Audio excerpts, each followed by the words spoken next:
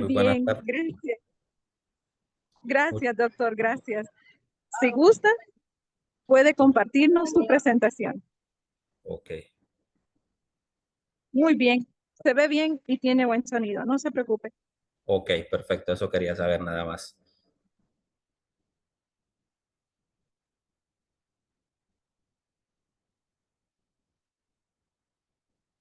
No hay ningún problema, se ve bien la...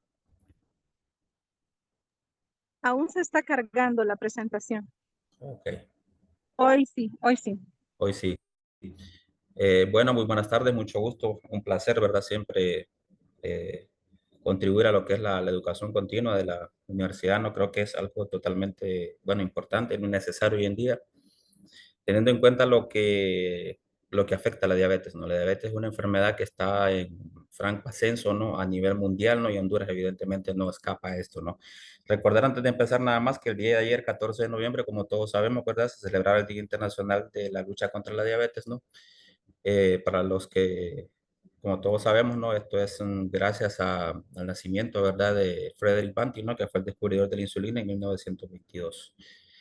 Solamente era para que se sepan, ¿no? Para los que no estaban al tanto de esta situación, pero bueno, empezamos, ¿no? Entonces con esta presentación. Bien, diabetes mellitus tipo 2, ¿no? Tratamiento farmacológico, bueno, como ven ahí, ¿no? Soy especialista en la rama de endocrinología, ¿no? Eh, la diabetes, ¿no? Como todos sabemos, no es una enfermedad, ¿no? Lo que produce una alteración de lo que es el metabolismo. Eh, de los carbohidratos, de lo que la glucosa se utiliza un poco, ¿no? Como fuente de energía, ¿no?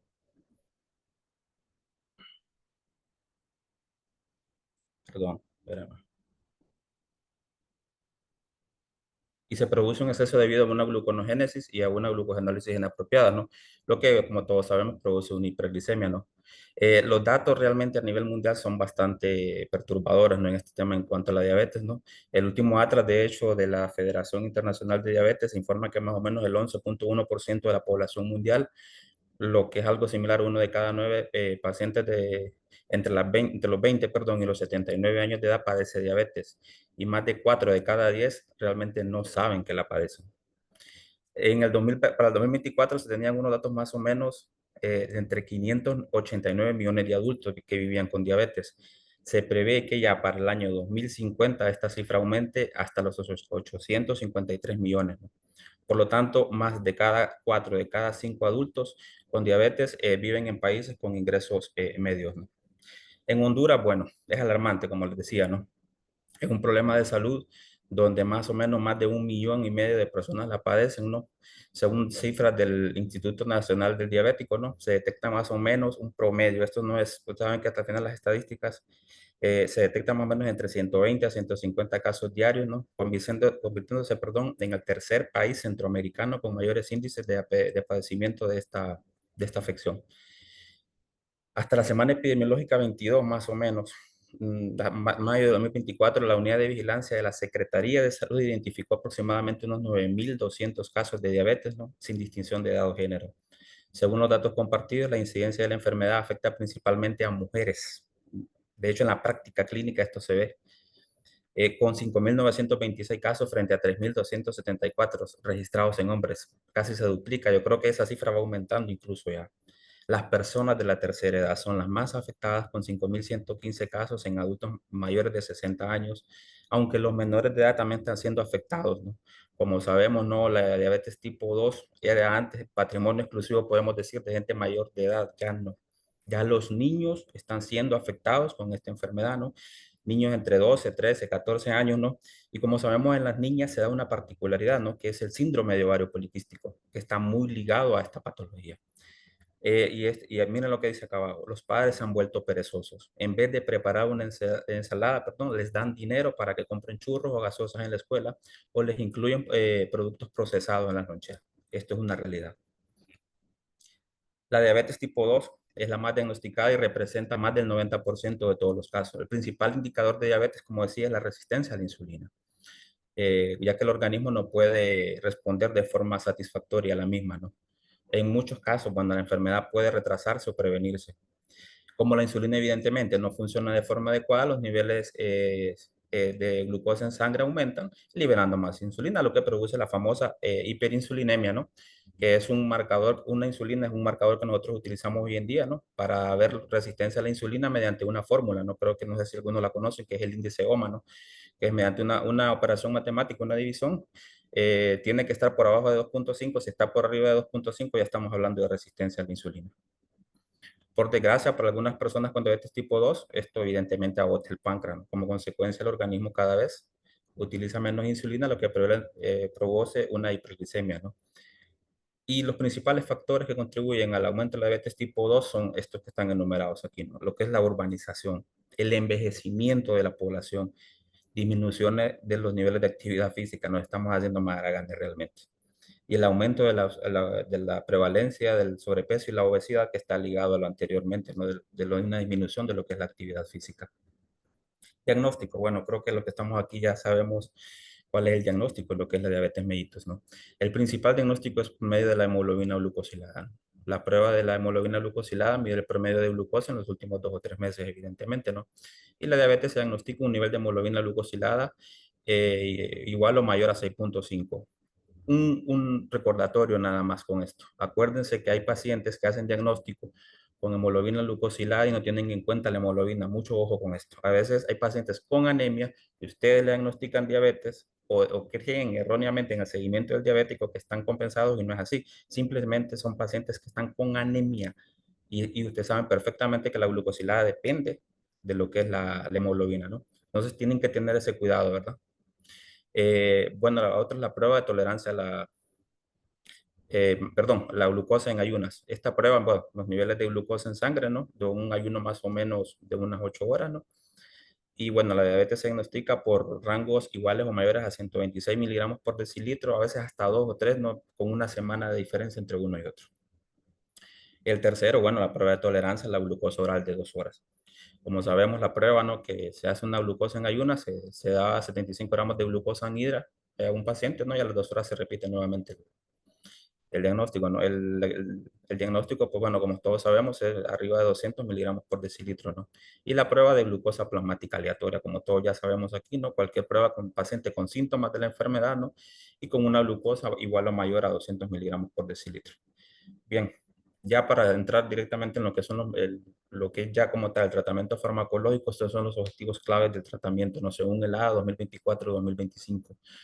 El control glucémico, bueno, hemoglobina glucosilada por abajo del menor a 7%. Ojo, acuérdense que estos pacientes tienen que individualizarse. Al final cometemos el error de creer que todos los pacientes tienen que estar abajo de 7. No, tenemos que individualizar este tipo de, estas cuestiones en cada paciente, ¿ok? Glucosa en sangre, entre 80 a 130, evidentemente. Yo no voy a, un paciente joven, evidentemente tengo que ser muy estricto, pero un paciente ya de edad avanzada no hay tanto problema, ¿no? Puede estar incluso hasta 140, 150 en ayunos y no hay problema. Acuérdense que generalmente el cerebro, ¿no? Funciona única y exclusivamente con glucosa, por tanto, no hay que ser tan estrictos a la hora de lo que es el control de lo que es la glucosa, ¿no? El tiempo en rango. Creo que muchos saben hoy que hay un monitor continuo de glucosa, ¿no? Un equipo que se está usando aquí en Honduras de Novo, ¿no? Con muy buenos resultados, que es un aparato que se coloca en el brazo, ¿no? Y está midiendo de forma continua lo que es la glucosa, ¿no? Por lo tanto, ahí evidentemente la ADA enfatiza, ¿no? En lo que es el objetivo de pasar la mayor parte del tiempo, ¿no? En objetivo rango de glucosa, ¿no? Que puede ser entre 80, 170, 180 más o menos el rango que proponen ellos, ¿no? Control de la presión arterial. La presión arterial tiene que estar abajo de 130 con 80. La hipertensión está muy ligada a la diabetes mellitus. Y el manejo de lípidos. Como sabemos, principalmente LDL menor a 100 y el HDL, ¿no? Que son los dos factores principales para la medición de lo que es el lípido, ¿no? Muy ligado también la dislipidemia a lo que es la patología diabética. Como sabemos, la modificación del estilo de vida es y será siempre la base, ¿no? Del tratamiento de la diabetes, ¿no? Donde tenemos el ejercicio, cambios saludables de la dieta, dejar de fumar, reducir consumo de alcohol y otros aspectos influyen en lo que es la evaluación, el manejo de los trastornos del sueño y la ansiedad y la depresión, muy asociada a la descompensación diabética, muchachos. Y la elección de la terapia antihiperglicémica refleja los objetivos glucémicos.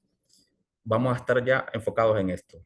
enfermedad cardiovascular, insuficiencia cardíaca, enfermedad renal crónica, el sobrepeso, la obesidad, ¿no? El hígado graso no hepático, ¿no? Que hay que tener en cuenta ya para lo que es esta patología. Si bien el control glucémico desempeña un papel esencial en la prevención de la diabetes, existe evidencia del impacto de los fármacos, miren, individuales en los resultados de las comorbilidades más allá del control glucémico. Por lo tanto, el control glucémico es importante, pero ya hay otros factores que hay que tomar en cuenta también, como ya les dije, ¿no? Como la edad y otras patologías asociadas para el control. Ya no solamente es el control glucémico, hay que tener otros factores en cuenta. Bien, vamos a hacer un bosquejo general de lo que son los fármacos con los que contamos hoy en día, ¿no? Las sulfonilureas creo que son harto conocidas, ¿no? Principalmente para los que trabajamos en la parte pública. Creo que la glibenclamida de este grupo, ¿no? Sabemos que reducen la glucosa plasmática al estimular la secreción de insulina por las células beta, son secretagogos de la insulina, ¿no? Estos medicamentos, los que más conocidos creo que es la glipizida por todo, ¿no? 5 y 10 miligramos, la glimepirida, 1, 2 y 4 miligramos, ¿no? Y lo que es la glibenclamida, evidentemente, ¿no? Que es el que más, creo que es el que más utilizado, ¿no? Secretagogos de la insulina de acción corta, la repaglinida y la netilinida. Poco que decir, realmente aquí en Honduras no encontramos este tipo de medicamentos, ¿no? Pero bueno, para su conocimiento. Biguanidas. Meformina, primera línea de tratamiento. Como ustedes pueden ver ahí, ¿no? Aumenta la sensibilidad de los tejidos periféricos a la insulina, inhibe la glucogenólisis y la gluconeogénesis en el hígado, aumenta la captación de glucosa intracelular en el tejido periférico, disminuye la absorción de la glucosa en el intestino, reduce los niveles de colesterol y otros lípidos en la sangre.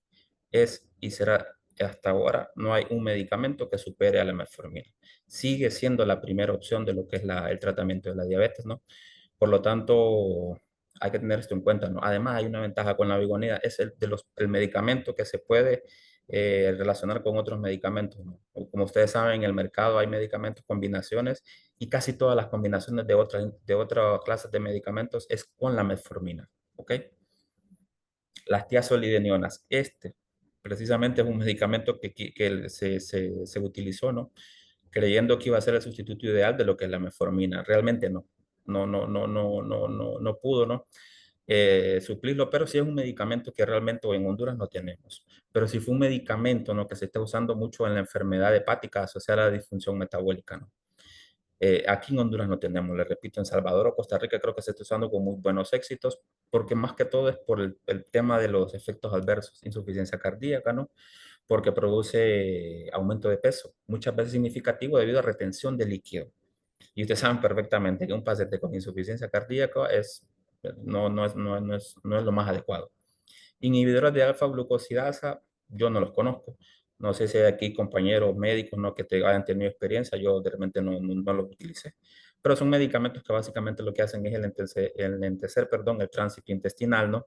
Y uno de los efectos adversos principales, ¿no? Son lo que son gases, ¿no? Como comúnmente se llamamos, ¿no? Entonces hubo un problema, entonces se sacó del mercado, es más de los efectos adversos, entonces no cumplía ningún objetivo seguir con estos medicamentos.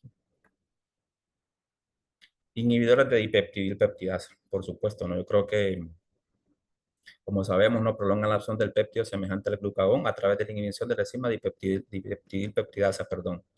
Eh, los medicamentos que más conocemos acá son la linagliptina, la sitagliptina y la vidagliptina, ¿no?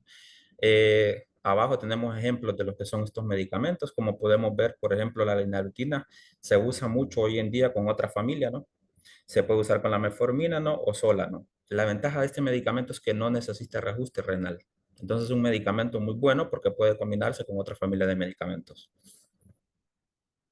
Me voy a detener en este, ¿no? Y en este. Este especialmente es un medicamento relativamente nuevo. Son inhibidores del cotransportador 2 de sodio glucosa a nivel renal. Creo que la mayoría de ustedes los conocen, ¿no? Los han escuchado.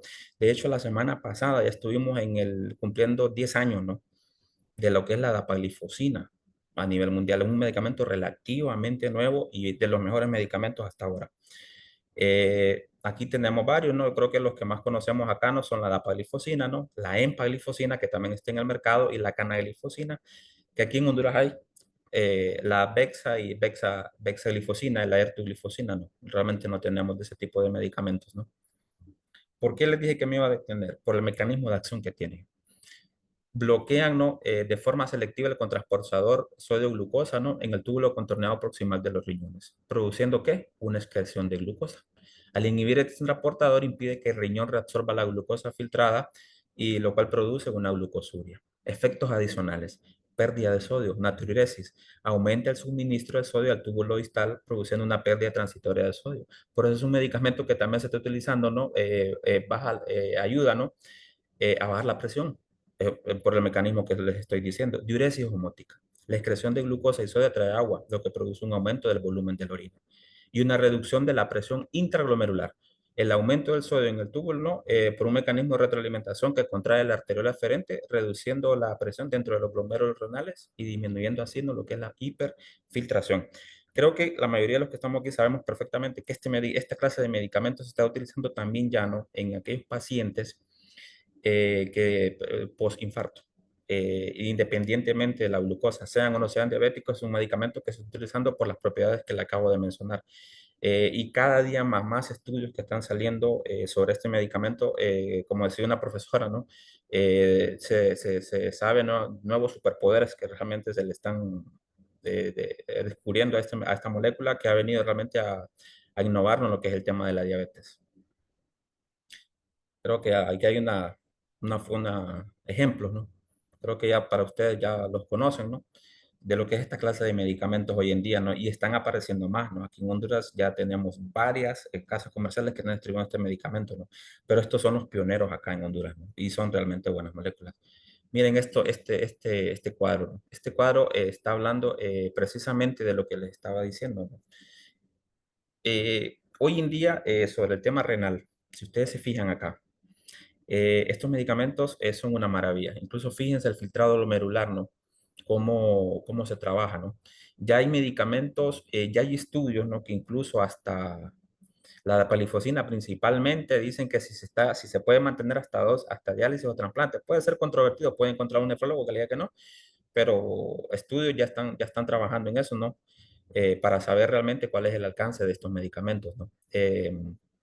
Igual la EMPA, ¿no? La EMPA evidentemente no tiene tantos estudios como tiene lo que es la palifosina, ¿no? Que hay varios estudios, ¿no? Que sí demuestran la fiabilidad, ¿no? En pacientes con problemas de enfermedad renal crónica, ¿no? Y hasta qué dosis se puede mantener y hasta qué dosis se puede iniciar, como dice acá, ¿no? La ertuglifosina, le repito, acá no tenemos experiencia y la otra es la canaglifosina, que también usted puede encontrar medicamentos de esos acá en Honduras, ¿no? Pero el cuadro es muy sugestivo, ¿no? Porque aquí realmente les explica, les repito, con qué filtrado glomerular se puede iniciar y hasta qué filtrado glomerular se puede mantener el medicamento. Por lo tanto, son medicamentos que tienen muy buenos efectos. Agonistas de receptor, otros medicamentos que son una maravilla también acá, ¿no? Los agonistas imitan los efectos del péptido similar al glucagón, ¿no?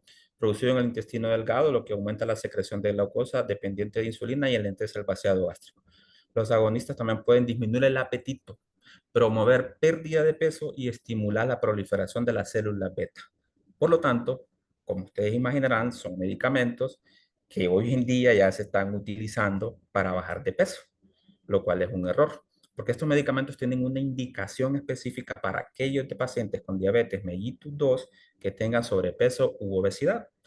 Pero ya también este otro medicamento junto con los inhibidores del ISGLT2 que se ha demostrado que de forma conjunta producen una cardioprotección y una renoprotección. Les hago esta salvedad porque este medicamento que les estoy poniendo aquí, este medicamento sí es única y exclusivamente para bajar de peso. No necesariamente tiene que ser diabetes tipo 2. Y se está utilizando, este es el que se utiliza para perder peso. Estas son las dosis, mire, dosis que se va titulando, van aumentando, dosis ascendente, ¿no? Hasta llegar a la semana 5, que es la dosis máxima que generalmente utilizamos, ¿no? Para bajar de peso única y exclusivamente. Ya los medicamentos, creo que estos ya los conocen ustedes, ¿no? La semaglutida oral aquí en Honduras, lastimosamente, no contamos con ella, ¿no? Pero inyectable, sí. Yo creo que ya más adelante voy a poner una fotografía para que ustedes sepan cuál es el medicamento que les estoy diciendo, ¿no? Dentro de la semaglutida, bueno, dosis ascendente, empieza con 0,5 miligramos una vez por semana durante 4 semanas, eh, empezando con 0,25, perdón, semanal por 4 semanas, después pasa a 0,5 semanal por 4 semanas y después dosis plena que es de 1 miligramo, ¿no? Los efectos adversos, bueno, gastrointestinales, náuseas y vómitos, que es la principal razón realmente por la cual los pacientes dejan estos medicamentos. Y bueno, se habla del cáncer de tiroides medular, hay estudios, incluso se habla también de problemas retinopatías, no creo que han escuchado ustedes, ¿no?, sobre este medicamento, pero bueno, está en estudio, ¿no? Y la dulaglutida, ¿no?, que también está en el mercado de Honduras, ¿no?, de 1.5 miligramos semanalmente, haciendo exactamente el mismo efecto. En Honduras solo de 1.5, de 0.75 no contamos acá. Estos son, creo que ya viéndolo, yo creo que ya saben de qué les estoy hablando, ¿no? Les repito, son medicamentos que lastimosamente se están usando de forma solamente para bajar de peso y no es correcto. No es correcto, ¿verdad? Porque tienen indicaciones muy, muy específicas.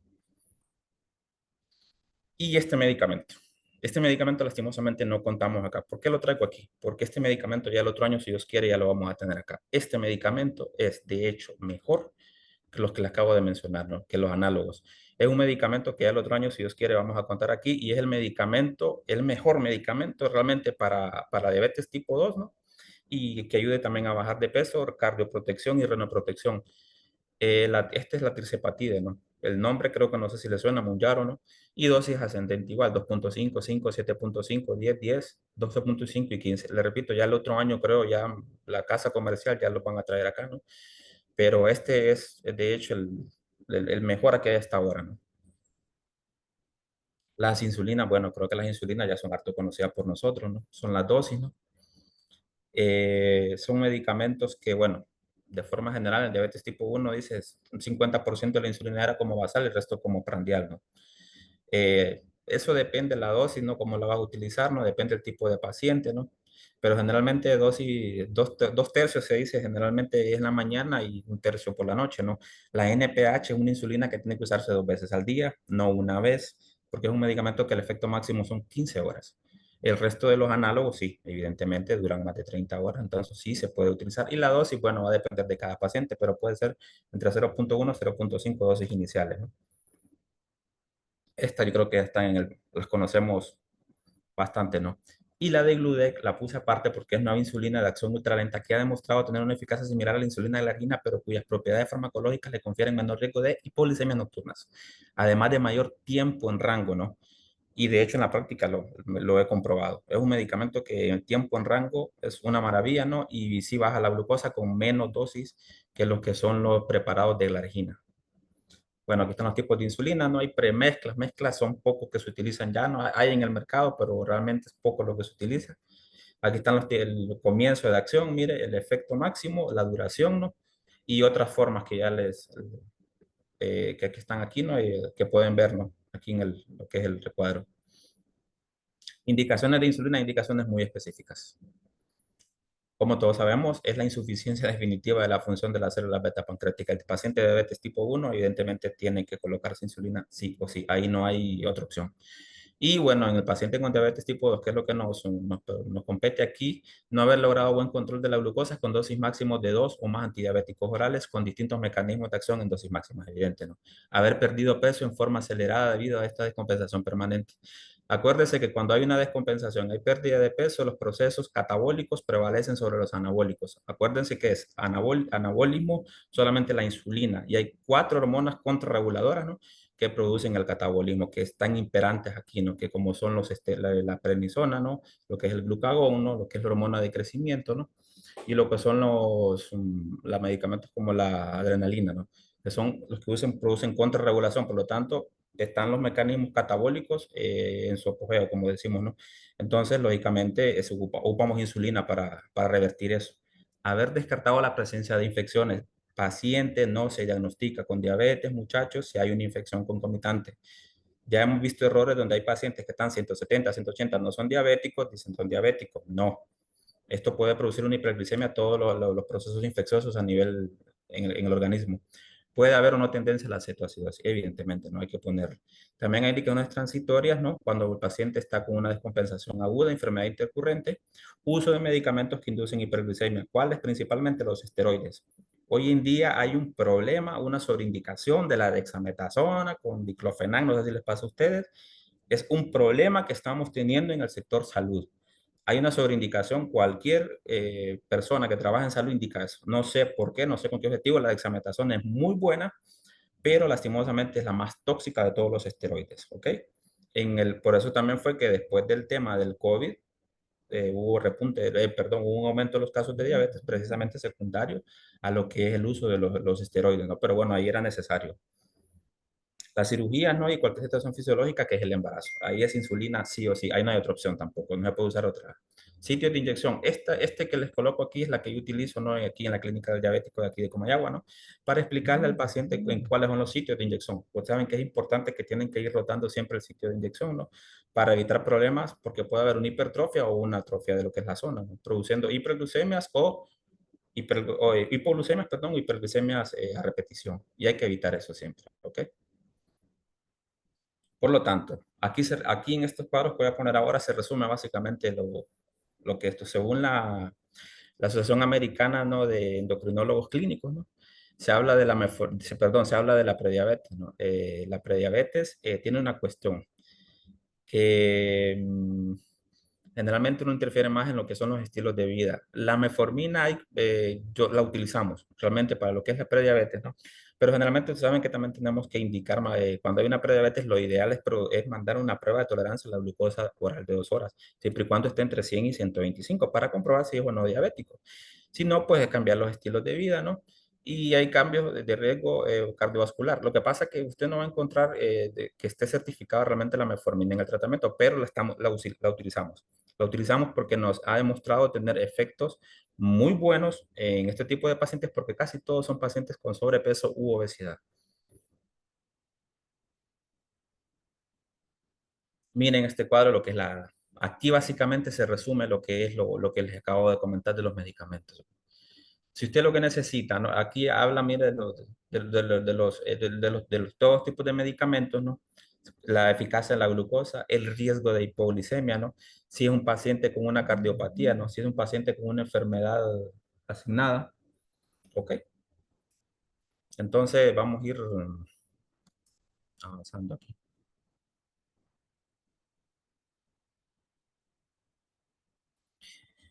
Entonces, mire, le repito, esto es según el ADA.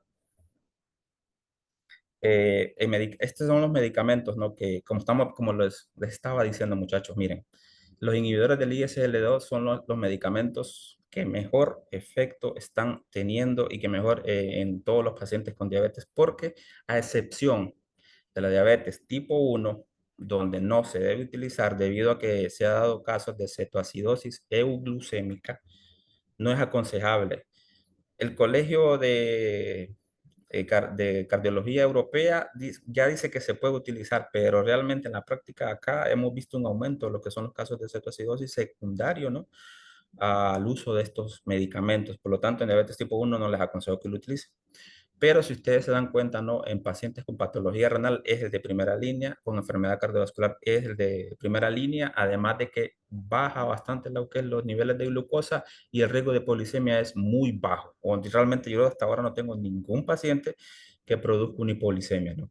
Los análogos del GLP-1, la misma cuestión, ¿no? Para bajar la glucosa son muy eficaces, no producen hipoglucemia, ¿no? Y son medicamentos de primera línea con patología cardiovascular y cardiología y patología renal. Y los que les decía, lo que son los Mounjaro, ¿no? O la tirzepatide. Los inhibidores de DPP4 pues tienen una acción intermedia, ¿no? Y son medicamentos que se utilizan bastante hoy en día, ¿no? Pero realmente los mejores son los que les acabo de comentar, ¿no? La pioglitazona, le repito, acá nosotros no lo utilizamos, ¿no? Y la sulfonilurea, bueno, es la parte pública, ¿no? En la parte pública, realmente en la parte privada ya no se utiliza, ¿no? Porque realmente hay mejores opciones hoy en día. Igual, miren, esto es básicamente lo mismo. ¿Por qué les traigo este cuadro? Porque este cuadro es de la Asociación Americana de Endocrinólogos Clínicos. O sea, se coincide con el ADA realmente en lo que es el manejo de estos pacientes. Si ustedes se fijan, evidentemente lo primero va a ser siempre la intervención de lo que es el estilo de vida, ¿no? Independiente, miren lo que les comentaba al principio, independiente del control glucémico, ¿no? Y otras terapias. O sea, cuando hay un problema cardiovascular, riesgo cardiovascular, mire cuáles son los medicamentos que usted va a utilizar, análogos de GLP-1 y los inhibidores del ISGLT2. Cuando hay un daño cardiovascular, ¿cuáles son los de primera línea? Inhibidores del ISGLT2. Cuando hay un problema neurológico, miren, análogos del GLP-1, pioglitazona, ¿no? Y cuando hay un problema de tipo renal, los inhibidores del ISGLT2 y análogos del GLP-1, ¿no? Y acá hay que individualizar, ¿no? Lo que es el control glucémico, ¿no? Lo ideal, evidentemente, siempre va a estar que esté abajo de 6,5, ¿no? Pero hay pacientes que entre 7 y 8, incluso pacientes 8, 8,5 como los ancianos, está bien, no hay ningún problema, no hay que ser tan estricto con ese tipo de pacientes. Me decían cuando yo me formé que uno no trata enfermedades, acuérdense de eso, uno trata pacientes. Cada paciente tiene sus particularidades y de acuerdo a esas particularidades es el tratamiento que uno va a apropiar, ¿ok? Y lógicamente, si no hay un control de la glucemia en un lapso de 3 meses, ¿no? Lógicamente se tiene que maximizar, ¿no? Lo que es la dosis de los medicamentos que se están utilizando, ¿no?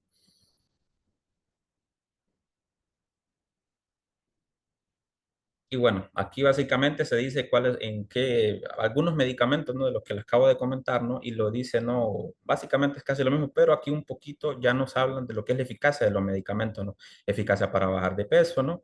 Y la eficacia en lo que son las patologías, miren, más comunes, ¿no? Eh, Básicamente lo mismo que ya les dije, ¿no? Pero realmente lo que quiero es que tengan claro, ¿no? De que varias asociaciones, ¿no? De lo que es del estudio de la diabetes concuerdan, ¿no? En estos análisis, ¿no? Que les estoy diciendo hoy en día, ¿no? Miren esto, interesante, ¿no? Ya usted habla con un nefrólogo y ya les va a mostrar esto. 4 pilares fundamentales de tratamiento de lo que es la enfermedad renal crónica. Hace unos años atrás teníamos solamente lo que son los antagonistas del receptor de aldosterona, ¿no? La enalapril, la irbesartán, eran los únicos medicamentos a los cuales teníamos acceso para el mejoramiento de lo que es la función renal. Ya no, ya tenemos otras opciones, ¿no? Como el inhibidor del ISGLT2 y la semaglutide, ¿no? Que es el que más estudios tiene, que es análogo del GLP-1, ¿no? Y la fenirenona, ¿no? Bueno, con la particularidad de que la fenirenona tienen que tener cuidado, ¿no? Con lo que es el control, ¿no? Por el tema del potasio. Pero estos, usted le encuentra, pregunta a cualquier nefrólogo le va a decir esto. 4 pilares de tratamiento de la enfermedad renal son estos, con muy buenos efectos y realmente previenen patologías, el avance no rápido de lo que son las patologías tanto cardiovascular como renal en este caso.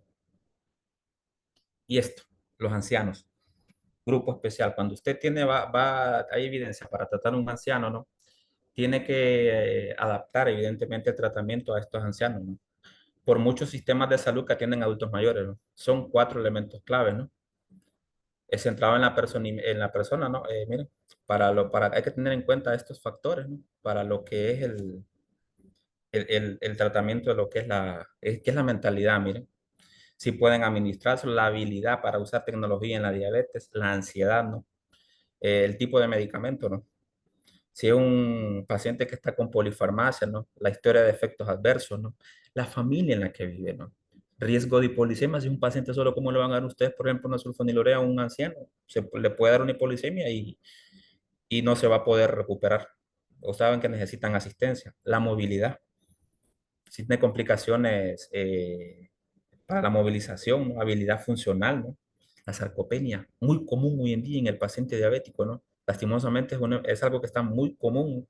De hecho, las casas farmacéuticas cuando llegan a visitarnos nos dicen, hay medicamentos desarrollados precisamente para lo que es la sarcopenia, la neuropatía. Como todo paciente, generalmente ya es raro ver un paciente con una diabetes que no tenga neuropatía, ¿no? Problemas visuales, evidentemente, ¿no? Y lógicamente, ¿no? Si las expectativas del paciente, ¿no? Si a un paciente le repito que vive solo, las expectativas de vida que tenga este paciente. Por lo tanto, hay que tener cuidado, ¿no? Y individualizar el tratamiento en estos pacientes, ¿no?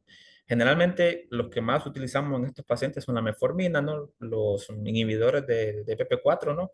Y como les decía, ¿no? También los inhibidores del ISGLT2 son medicamentos que no producen hipoglicemias y tienen muy buen efecto. El tema con estos medicamentos, lastimosamente, es y será siempre, ¿no? El tema económico. En la parte pública es muy difícil que un paciente pueda adquirir estos medicamentos, ¿no? Entonces, esa es la principal limitante, pero sería lo ideal realmente. Y bueno, básicamente lo que ya les dije, ¿no? Ya para resumir, ¿no? La diabetes tipo 2, ¿no? Con pacientes, ¿no? Que tengan problemas cardiovasculares, recomiendan un inhibidor, ¿no? Tanto para el control de la glucemia como para la prevención de hospitalizaciones por insuficiencia cardíaca. En adultos con insuficiencia cardíaca sintomática, con fracción de eyección preservada y obesidad, se recomienda análogos del GLP-1 con beneficios demostrados para el control de la glucemia como para la reducción de los síntomas relacionados, ¿no? Independientemente de la hemoglobina glucosilada, lo que les decía, ya no se trabaja solamente en función del control glucémico, sino de los beneficios que pueden tener estos medicamentos a nivel cardiovascular y a nivel renal. Y bueno, con enfermedad renal crónica, como les decía, ¿no?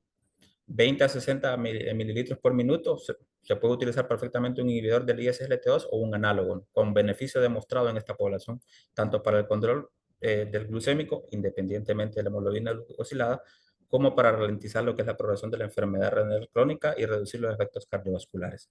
Y los beneficios glucémicos de los inhibidores del ISGLT2 se reducen con una tasa de filtrado medular menor a 45. De ahí la importancia, como les decimos, que a partir de esa tasa de filtrado glomerular hacia abajo, el beneficio glucémico es nulo. Ya lo que hace es proteger a nivel renal. Pero realmente beneficios glucémicos como tal ya los pierde. Y en adultos con diabetes tipo 2 y enfermedad renal crónica avanzada, menor a 30 mililitros por minuto, se prefieren los análogos del GLP-1 para el control de la glucemia, ¿no? Ya que tienen un menor riesgo de hipoglicemia y para la reducción de eventos cardiovasculares. Y pacientes con diabetes tipo 2 y enfermedad hepática asociada a disfunción metabólica, comprobado con biopsia o aquellos con alto riesgo de fibrosis hepática, se prefiere pioglitazona. Le repito, acá no hay, ¿no? Un análogo del GLP-1 o para el manejo de la glicemia debido a posibles efectos beneficiosos sobre lo que es esta patología, ¿no? El plan de medicación, eso es ya para terminar. El comportamiento de toma de medicamentos debe reevaluarse a intervalos regulares, 3 a 6 meses, y ajustarse según sea necesario para factores específicos que inciden en la elección del tratamiento. La modificación del tratamiento, intensificación o desintensificación para adultos no debe retrasarse. Con diabetes tipo 2 que no han alcanzado sus objetivos de peso, se recomienda intervenciones adicionales para el control de peso, por ejemplo, intensificación de las modificaciones del estilo de vida, programas estructurados de control de peso, agentes farmacológicos o cirugía metabólica, según corresponda. Ya también están utilizando mucho lo que es la cirugía bariátrica aquí en Honduras, ¿no? Con muy buenos resultados también en algunos pacientes. Y en otros pacientes se debe considerar el inicio del tratamiento con insulina independientemente de la terapia hipolicemiante, de base o del estado de la enfermedad. Un error que se comete muy común: se pone insulina, se quitan los medicamentos tomados. No. Acuérdense que el paciente tipo 2 generalmente tiene una reserva pancreática que hay que utilizar. Por eso los medicamentos que estimulan el secretado de la insulina se pueden seguir utilizando además de la insulina. No contrapone uno con el otro, pues, porque se comete mucho ese error de que se coloca insulina y dicen, no, hay que quitar los medicamentos tomados. No necesariamente, ¿ok? Principalmente con la metformina da muy buenos resultados o con inhibidores del ISGLT2. Ya, lógicamente, con glucosa arriba de 300 hay que colocarse insulina sí o sí. Y en diabetes, en adultos con diabetes tipo 2 que inician terapia con insulina, de lo que les decía, con agentes hipolicemiantes, a menos que estén contraindicados o no se toleren, para obtener beneficios glucémicos y metabólicos continuos. Es decir, no beneficios para el peso, cardiometabólicos o renales. Bueno, muy bien, muchas gracias. Muchas gracias, doctor. Siempre le invito, por favor, que se nos quede conectado, porque Ok, los participantes tienen todavía chance de dejar sus preguntas en el chat para que posteriormente el doctor Oscar René nos pueda evacuar las dudas que vayan surgiendo a lo largo, bueno, mejor dicho, que han surgido a lo largo de su ponencia. Gracias, doctor. perfecto. No, no. Permítame. Muy bien. En estos momentos, entonces, invitamos a la Máster Cecil Cruz para que pueda conectarse y nos comparta su presentación, por favor.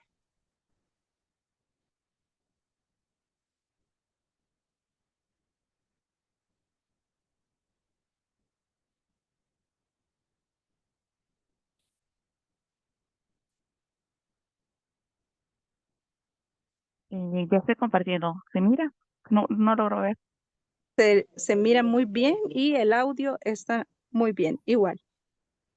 Ok, Gracias. bueno. Hola, mucho gusto. Continuando con la presentación, hay que recordar que la diabetes es una importante causa de ceguera, de enfermedad renal, de infarto de miocardio, de accidentes cerebrovasculares y amputación en los miembros inferiores. Por lo tanto, es importante conocer estrategias nutricionales en el tratamiento de pacientes con diabetes tipo 2 para así apoyar el tratamiento médico del paciente. Como estrategia nutricional podemos ver que están los planes de alimentación, los diseños de estos planes de alimentación, el bienestar a través de este alimento, considerar factores individuales de cada paciente, la edad, el sexo, la estatura, el nivel de actividad física, cómo selecciona y prepara los alimentos y y también la educación alimentaria, ¿verdad? Involucrarlo a que se eduque. Estas estrategias nutricionales fueron obtenidas por diferentes artículos de revisión y uno de ellos es la revista médica del Instituto de México, realizado por Elizabeth Pérez y otros profesionales. También tenemos esta fuente, ese estudio que ya el doctor les había mencionado, de que para el año 2500 se esperan que haya 579.4 mil personas con diabetes en nuestro país. Miramos aquí la relación entre lo que son las dentro de 3 países, Guatemala y El Salvador. Ustedes pueden ingresar a esta página de Diabetes de Atlas y pueden relacionar lo que es Honduras con otros países y les va a decir cuánto es el rango que va a tener a largo plazo de diabetes. Por ejemplo, aquí coloqué Guatemala, El Salvador y Honduras, y si se fijan, Guatemala va para el año 2050 va a estar más elevado, ¿no? En esta otra gráfica, que lo miramos en barra, igual, Guatemala siempre va a estar puntando, y de ahí lo que es Honduras. La promoción de hábitos saludables a través de lo que es la actividad física y programas de educación nutricional con el fin de lograr lo que es las metas glucémicas, niveles de lípidos, presión arterial, el control, el mantenimiento de peso para que sea sano de un paciente, debe de llevar, debe de tener esos 3 tipos de tratamiento inicial.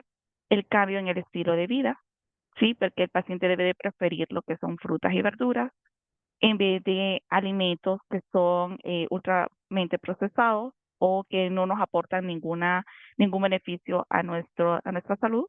El consumo de agua, si el paciente debe de consumir agua constantemente, recuerden que el agua debe de ser calculado de acuerdo al peso, puede ser de acuerdo a la edad o de acuerdo a la estatura del paciente. El tiempo de comida, sí, que el tiempo sea establecido, ya sea en 4 o 5 comidas, determinando cuándo va a desayunar, cuándo va a almorzar, cuándo va a hacer su merienda para evitar esos picos de glicemia.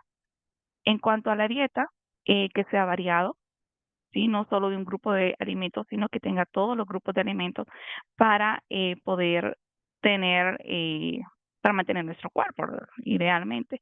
El ejercicio, que no sea un paciente sedentario, sino que motivarlo a que haga actividad física, porque recordando que una persona que no hace ejercicio, pues puede tener como consecuencia diferentes enfermedades.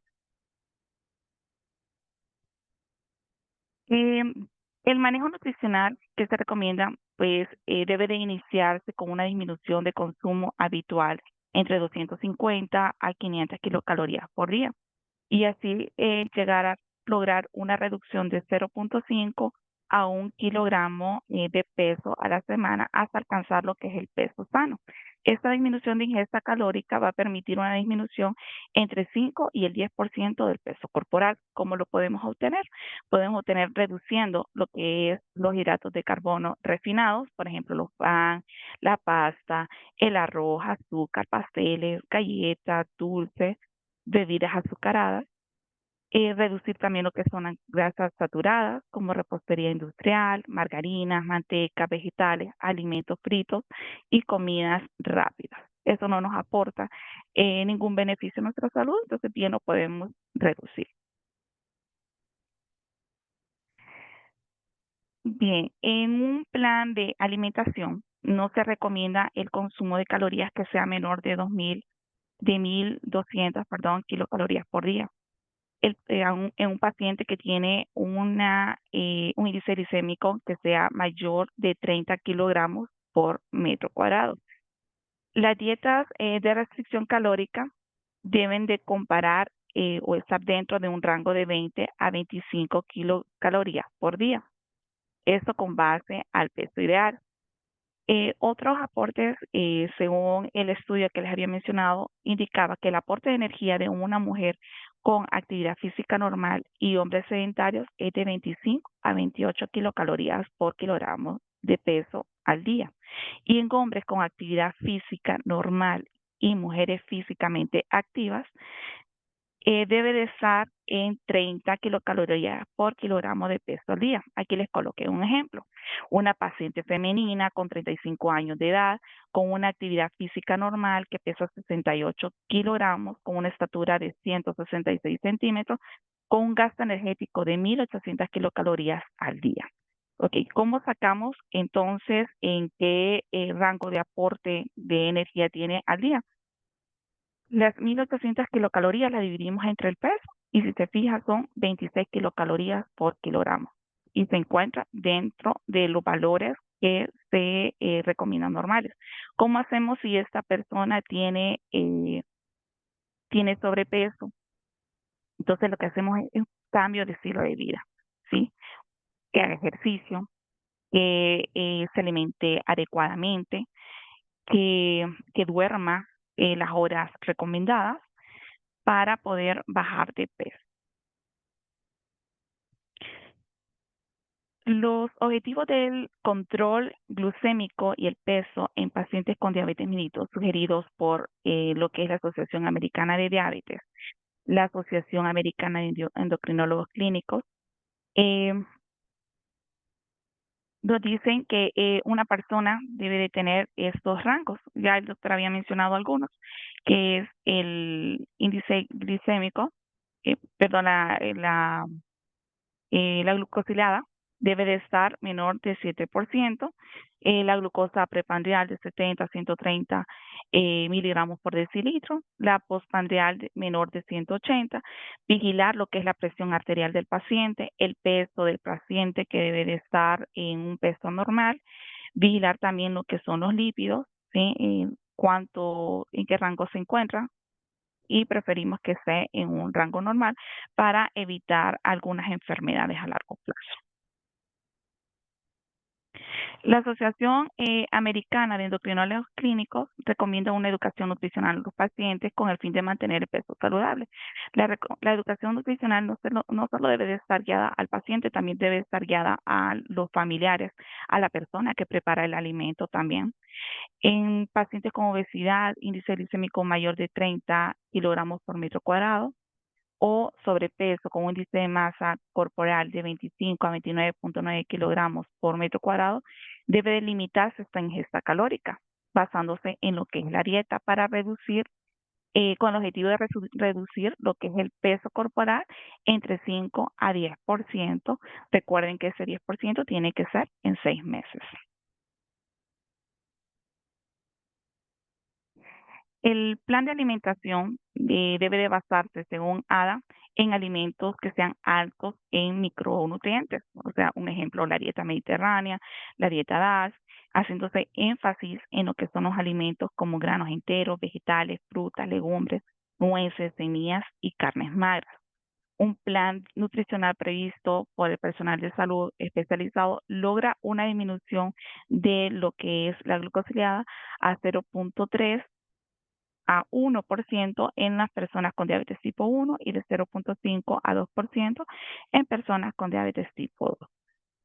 En la estrategia de pérdida de peso, disminución de 500 a 750 kilocalorías según ADA, o con un consumo de 1.200 a 1.500 kilocalorías en mujeres, de 1.500 a 1.800 en hombres. Y según la Federación Internacional de la Diabetes, se recomienda que se haga una dieta hipocalórica con una reducción de 500 a 600 kilocalorías por día para personas con sobrepeso u obesidad y una dieta baja en calorías de 800 a 1.200 kilocalorías para lograr una pérdida de peso de 10 kilogramos en 6 meses. En este cuadro podemos ver un resumen de las recomendaciones energéticas y macronutrientes según lo que es las normas oficiales mexicanas, según el ADA, el ACE y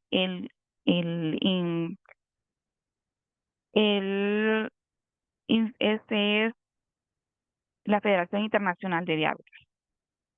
Ok, comenzamos con lo que es las normas oficiales mexicanas. Si se fijan, la grasa dice que debe de ser de 30 kilocalorías totales provenientes de grasa. Los carbohidratos de 50 a 60% de calorías totales, haciendo énfasis de que tiene que ser menos del 10% en lo que son azúcares simples. Se recomienda también que en las meriendas se consuman verduras, que se consuman cereales, pueden ser leche descremada. Vigilar lo que es la educación nutricional siempre de los pacientes para poder dirigir lo que es la motivación y mantener el estilo de vida saludable tanto del paciente como el de la familia. La Asociación de Endocrinólogos se recomienda limitar lo que es azúcares y alimentos con alto índice glicémico, así como ajustar lo que es la dosis de insulina de acuerdo al consumo de hidratos de carbono. En un plan de alimentación se debe de proporcionar de 45 a 60% del total de energía que provenga de lo que es los hidratos de carbono y utilizar lo que es la fibra. La fruta, las verduras se deben de consumir preferiblemente crudas para aumentar lo que es el consumo de fibra. Claro, recordando que algunas verduras sí se pueden consumir totalmente crudas y otras no. Proteínas, si se fijan, es de 15 a 35% del total de la ingesta calórica, tanto de origen animal como vegetal. Y las grasas de 25 a 35 en la ingesta calórica total. Y en la mayoría de las grasas, recordar que no deben de ser saturadas, sino que utilizar alimentos como nueces, pescados, omega 3, entre otros. ADA recomienda que siempre hay que supervisar lo que son los hidratos de carbono, hacer un conteo de carbohidratos o utilizar el intercambio de alimentos para controlar lo que es el índice glucémico. Si se fijan, coloca que los hidratos de carbono tienen que ser menos del 55%. Vigilar el uso de lo que es el índice glicémico y la carga glucémica. También los edulcorantes no son nutritivos, entonces buscar la manera de ver el establecimiento de la FDA para poderlos consumir. Las proteínas que van de 15 a 20%, lo que es la grasa de 25 a 30%. Igual, ver siempre, utilizar lo que son grasas de buena calidad, ¿verdad? Ahora, el IDF nos dice que aconseja que debe de consumirse alimentos con alto contenido de fibra y bajo índice glicémico, evitar lo que son los azúcares, los dulces, las bebidas azucaradas. Y si se fijan, el aporte es de proteínas el 15%, va relacionado con los demás, el de grasas también de 30 a 35%.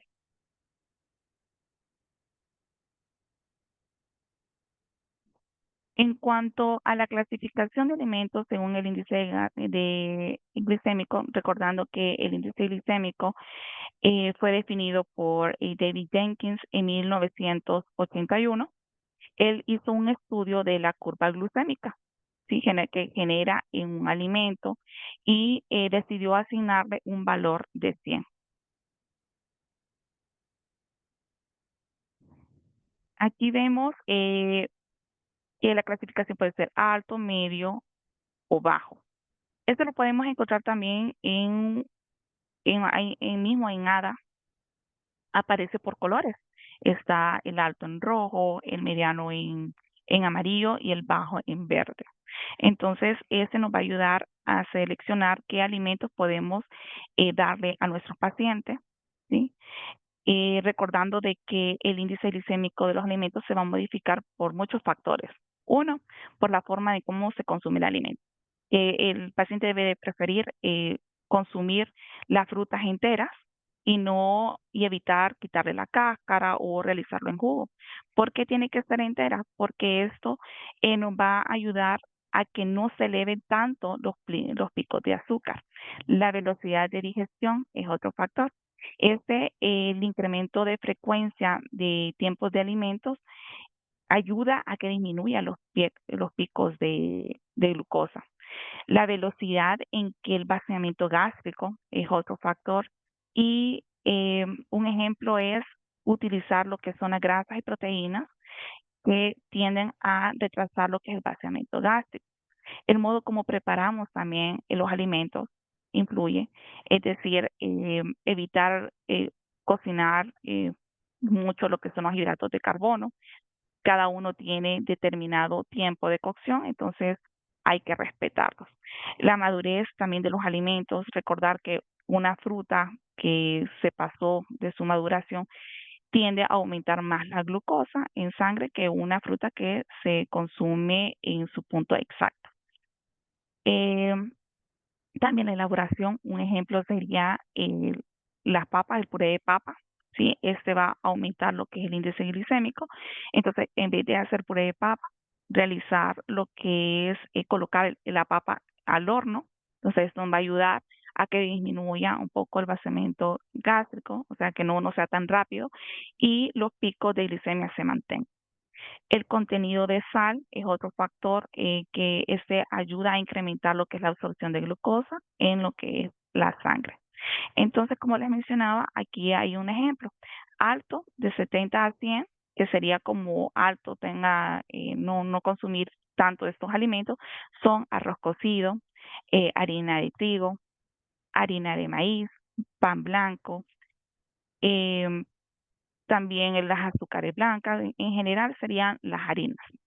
Mermelada, la miel, las papas, la sandía, el maíz, las habas, las galletas.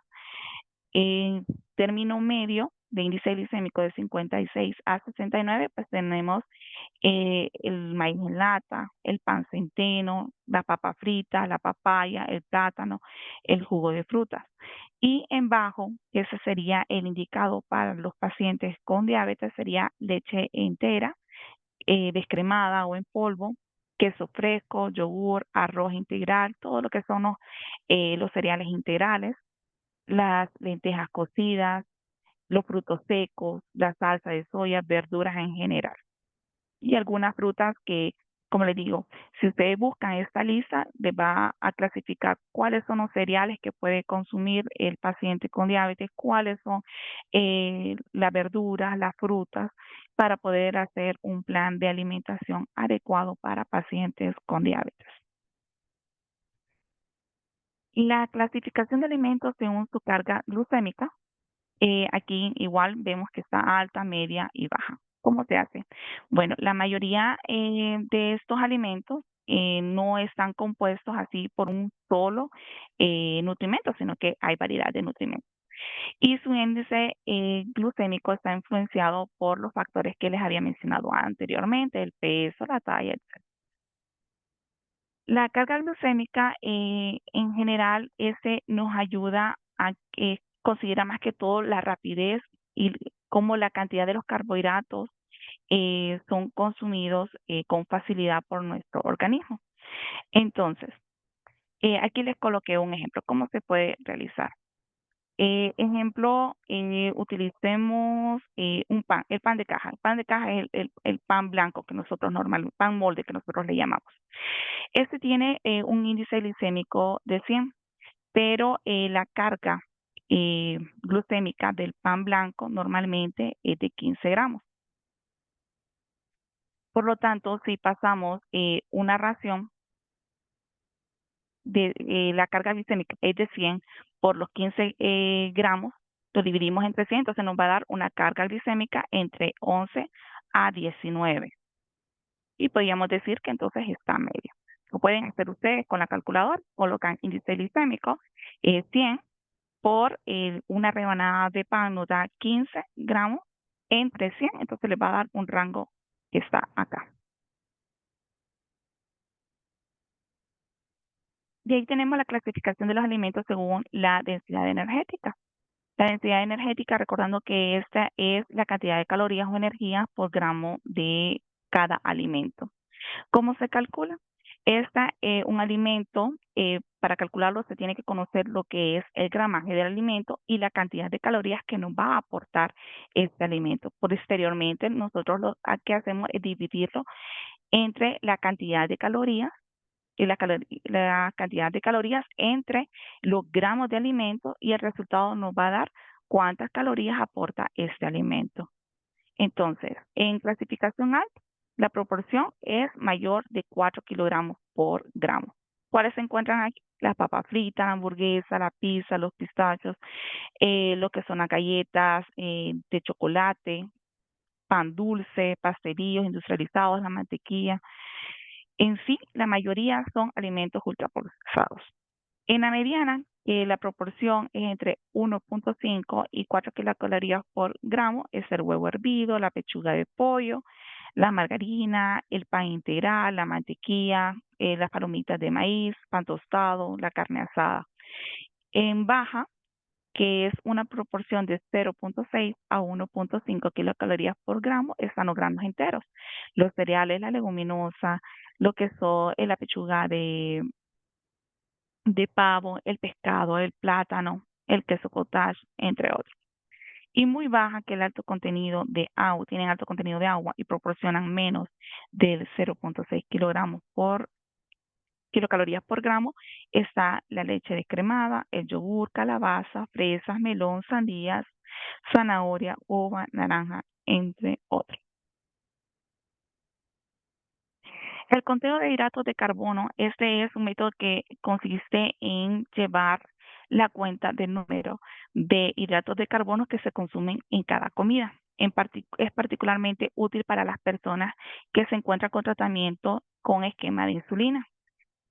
Esto nos va a ayudar a equilibrar el consumo de alimentos, ¿verdad? Por la cantidad de insulina que vamos a administrar. Ventajas: son flexibles, hay una posibilidad de elegir una variedad de alimentos para la dieta. Las desventajas es que si la persona no conoce de matemáticas elementales, no lo va a poder realizar. Existen 3 tipos: el conteo básico de hidratos de carbono o nivel 1, que este se basa más que todo en el alimento equivalente. O sea, elegimos qué alimentos vamos a utilizar, cuánto aporte nos va a dar. Esto lo vamos a ver más adelante. El conteo intermedio de lo que es los hidratos de carbono o nivel 2. Este lo que hace es relacionar el consumo de hidratos de carbono con la actividad física y el nivel de glucemia que tiene. Se debe llevar un registro de lo que es el autocuidado, ¿sí? Qué es lo que come, saber leer las etiquetas, conocer bien la lista de intercambios. Ya el conteo 3, pues realiza un diario de alimentos en el cual registra diariamente qué es lo que consume el paciente, a qué horas lo consume, la cantidad que consume, tanto en gramos, en cucharadas o en tazas, el tiempo de comida. También en este tercer nivel se debe de conocer la cantidad de hidratos de carbono, ¿sí? Que consume esta persona, para poderla ajustar con los bolos de insulina. Si la persona no lo conoce, entonces no se puede ajustar con los bolos de insulina. Em, otra,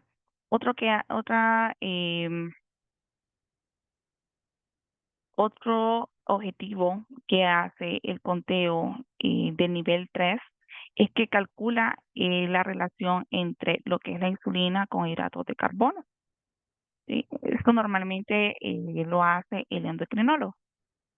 Viendo el conteo básico de hidratos de carbono de nivel 1, como les había mencionado, busca educar al paciente cómo va a elegir sus alimentos.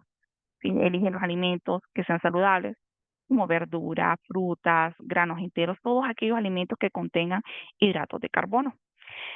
Explicar la importancia de cantidad de hidratos de carbono, que se consumen en relación con los niveles de insulina. Se identifica qué alimentos contienen hidratos de carbono. Reconoce qué grupos tienen. Entonces, por ejemplo, aquí les coloqué. Por conteo de raciones, una ración de hidratos de carbono es igual a un cereal. Esa ración de hidratos de carbono la podemos relacionar con una de una fruta o de una leche o de una leguminosa. Y esta ración de cereal nos aporta 15 gramos de hidratos de carbono. Bien, para desarrollar lo que es este conteo debemos de sumar lo que son los hidratos de carbono, ¿verdad? Y de ahí vamos a determinar, tenemos que determinar también el tamaño de la porción del alimento, establecer el número de raciones por cada grupo de alimentos, familiarizarnos con un registro de alimentos de autocuidado, o sea, que el paciente venga, monitoree lo que es los hidratos de carbono, qué efecto tuvo ese carbohidrato que consumió a nivel de glucosa sangre, si le elevó o le bajó, interpretar también lo que son las variaciones de niveles de glucosa y se puede interpretar también lo que es el etiquetado. Eso se lo puede dar como educación nutricional al paciente.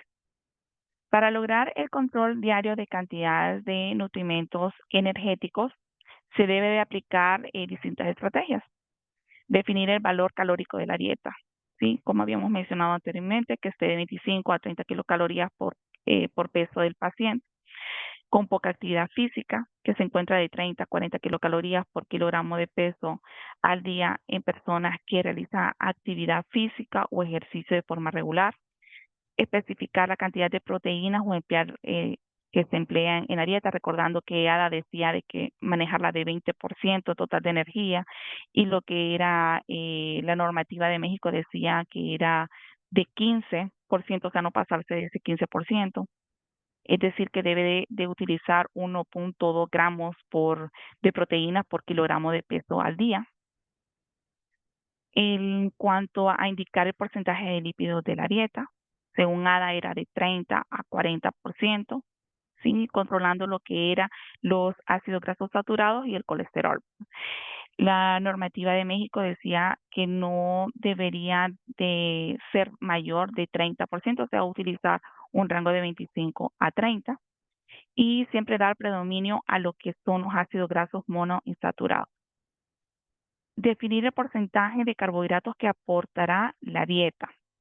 Ok, recordando que ADA decían que tenían que manejar un rango de 40 a 50% y las normativas de México decían de 50 a 60% de carbohidratos complejos y tener cuidado con los azúcares simples que tenía que ser menos del 10%. Controlar, como punto 5 tenemos controlar el consumo de fibra en cifras mayores a 30 gramos y dar preferencia a fibras solubles. Pues en ese no había la recomendación de ADA y de lo que era la normativa de México, lo manejaban igual. 6. Revisar la distribución del total de raciones de alimentos que contienen carbohidratos a lo largo del día. Es común que para los pacientes diabéticos distribuir lo que son los alimentos de 4 a 5 comidas al día. Esto es para controlar o tener un control en cuanto a los picos de glucosa. Y el cálculo de la dieta se puede hacer en fracciones de octavos o de séptimos para dar un plan de alimentación adecuado.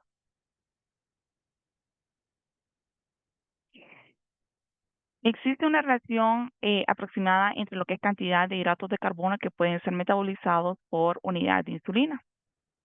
Siempre hay que considerar que una unidad de insulina exógena administrada por cada tiempo de comida va a permitir metabolizar 15 gramos de carbohidratos. Claro, esta cifra va a variar, ¿verdad? De acuerdo al peso del paciente, la edad, el género del paciente, la sensibilidad de la insulina que presente el paciente. Y podemos observar aquí que entre mayor sea el peso corporal, la relación entre lo que es la dosis de insulina y el gramo de carbohidratos metabolizados va a disminuir. y que es común, digamos, en un paciente con obesidad o sobrepeso que se presenta una resistencia periférica a la insulina, y esto va a afectar lo que es la captación de la glucosa en tejido periférico, en lo que es el hígado y lo que es el músculo esquelético. Aquí vemos la relación, digamos, un ejemplo, una persona que pesa entre 45 a 49 kilogramos, las unidades de carbohidratos va a ser una de 15. Y como les había mencionado anteriormente, entre más peso, menor va a ser la unidad que va a utilizar.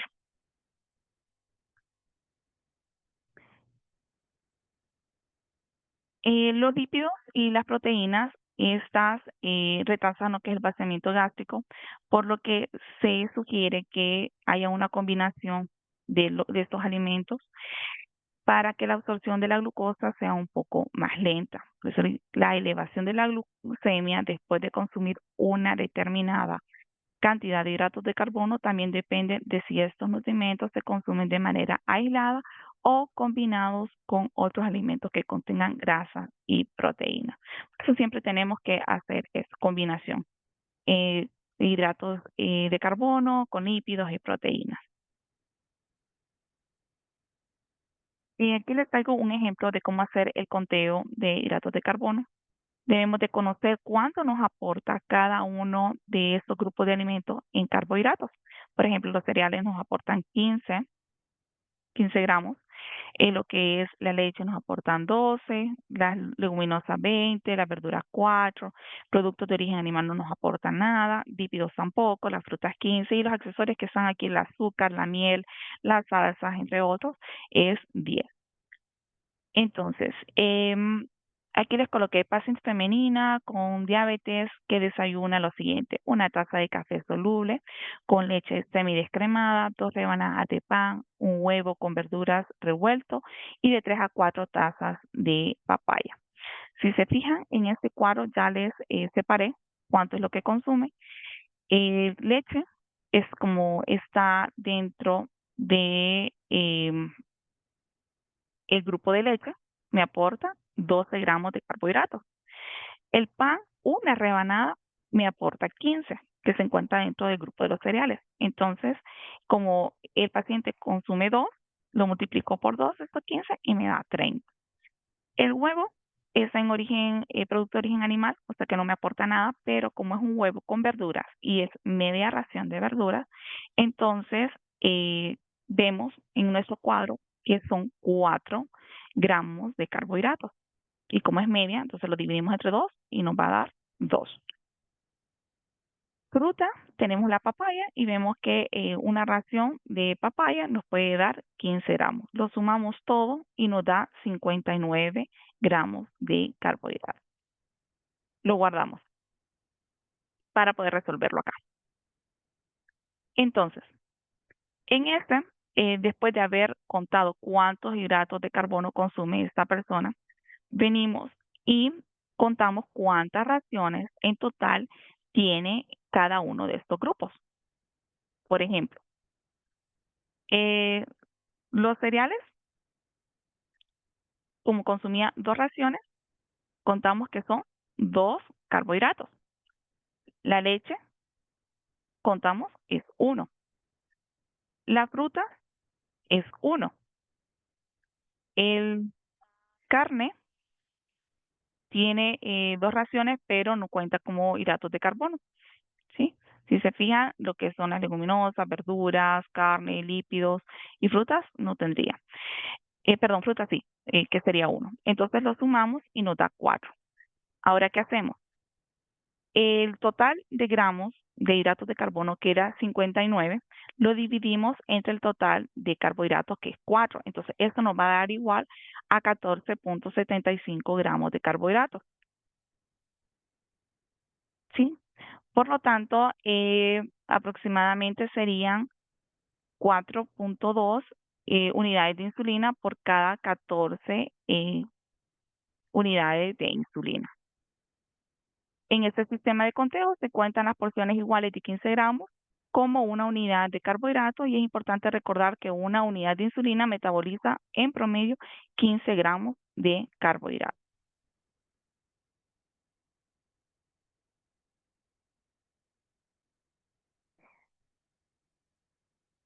Los micronutrientes también son importantes en cuanto a la estrategia nutricional porque se juegan un papel importante en lo que es la metabolización de la glucosa y en algunos momentos ha llegado, o sea, no hay una evidencia así como quería de que los suplementos de forma rutinaria nos van a ayudar a mejorar lo que son la glucosa en lo que es la diabetes. Hay contradicciones en algunos estudios. Aquí les coloqué como micronutrientes lo que es la vitamina B12, porque esta se sugiere de que el paciente con diabetes regularmente esté haciéndose lo que son exámenes, ¿sí? Para ver cómo está la vitamina. En caso de que no, pues, pero está consumiendo lo que es metformina, estudios dicen que la metformina puede provocar lo que es anemia, entonces por eso se pide al paciente que esté consumiendo lo que es la vitamina B12. ¿Dónde podemos encontrar la vitamina B12? En las carnes, en pescado, marisco, huevos, lácteos o incluso en lo que son alimentos fortificados. Otro micronutriente que les coloqué fue eh, la vitamina C, porque esta se cree que cuando hay una glucosa en ayunas, o sea que cuando hay una disminución, esto se debe porque la vitamina C empieza a competir con lo que es la glucosa. Entonces, por eso se pide de que consuman constantemente lo que es la vitamina C. ¿Dónde podemos encontrar la vitamina C? En frutas, en verduras, en guayaba, por ejemplo, en kiwi, fresa, en la brócoli, espinaca, tomate, coliflor, entre otros vegetales. La vitamina D, pues recordando que una deficiencia de vitamina D nos puede provocar lo que son algunas fracturas o algún problema óseo más adelante. Entonces, para cubrir los requerimientos diarios de calcio, se, eh, se pide que lo obtenga de lo que son alimentos como el hígado, eh, el aceite de hígado de bacalao también, en pescados grasos, en alimentos fortificados. De ahí tenemos la vitamina E, que esto en pacientes con diabetes, pues existe un aumento de lo que es el estrés oxidativo y por tanto va a haber una mayor incidencia de complicaciones cardiovasculares. Por lo tanto, el consumo de vitamina E le va a ayudar a nuestro paciente, ¿verdad? ¿Dónde lo podemos encontrar? Lo podemos encontrar en mariscos, lo podemos encontrar en hortalizas, lo podemos encontrar en espinacas, en brócoli, en el aceite de oliva, en semillas de girasol, almendras, entre otros. Otros micronutrientes, pues una adecuada ingesta de lo que es calcio nos puede ayudar con la reserva sin extracelular e intracelular de la célula beta.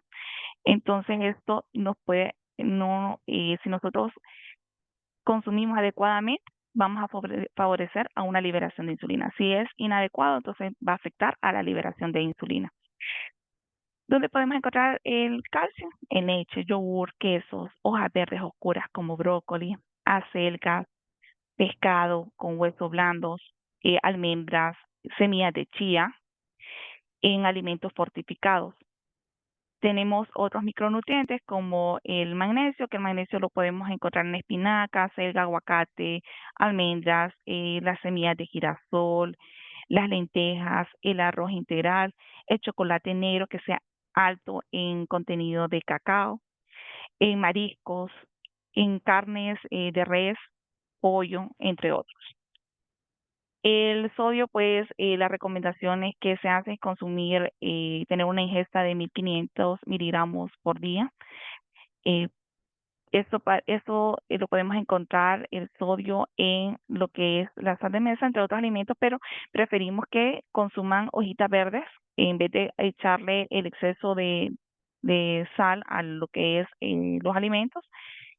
El cromo es otro que se encuentra que se puede encontrar con deficiencia a un paciente con diabetes y lo podemos encontrar en lo que es las carnes, productos integrales, la manzana, plátanos, uvas, en brócoli, en papas, en habichuelas, entre otros alimentos. El cobalto pues este disminuye la producción sistemática de lo que es la glucosa y la absorción de lo que es la glucosa en tejidos.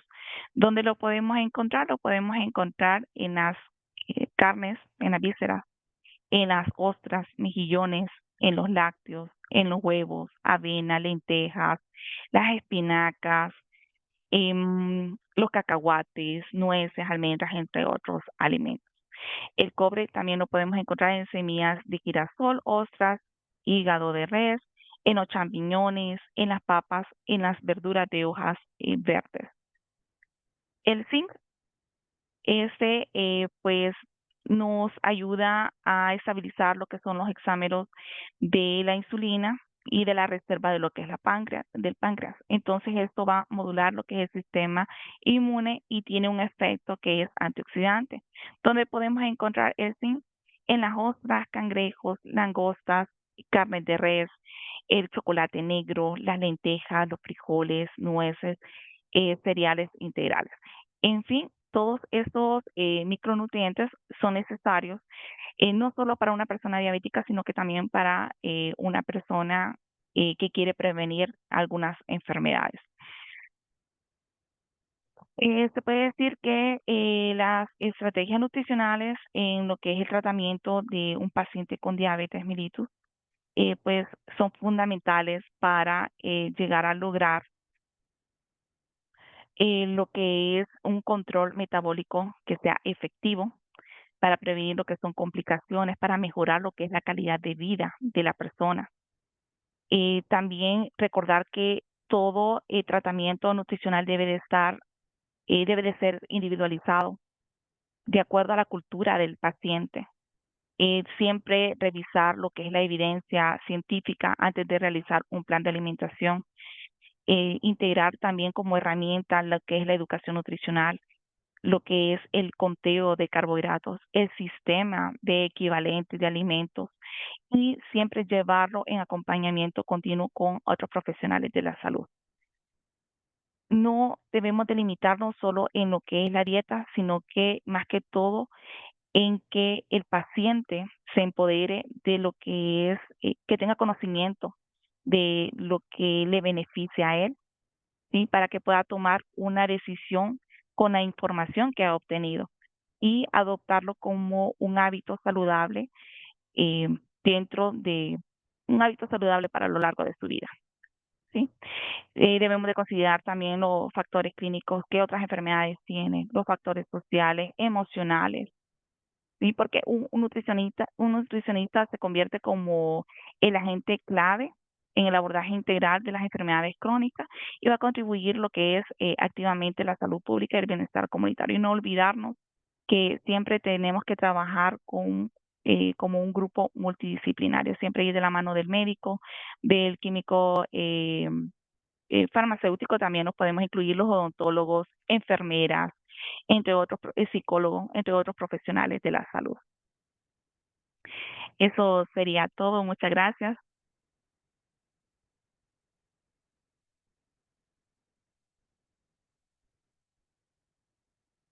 Hola.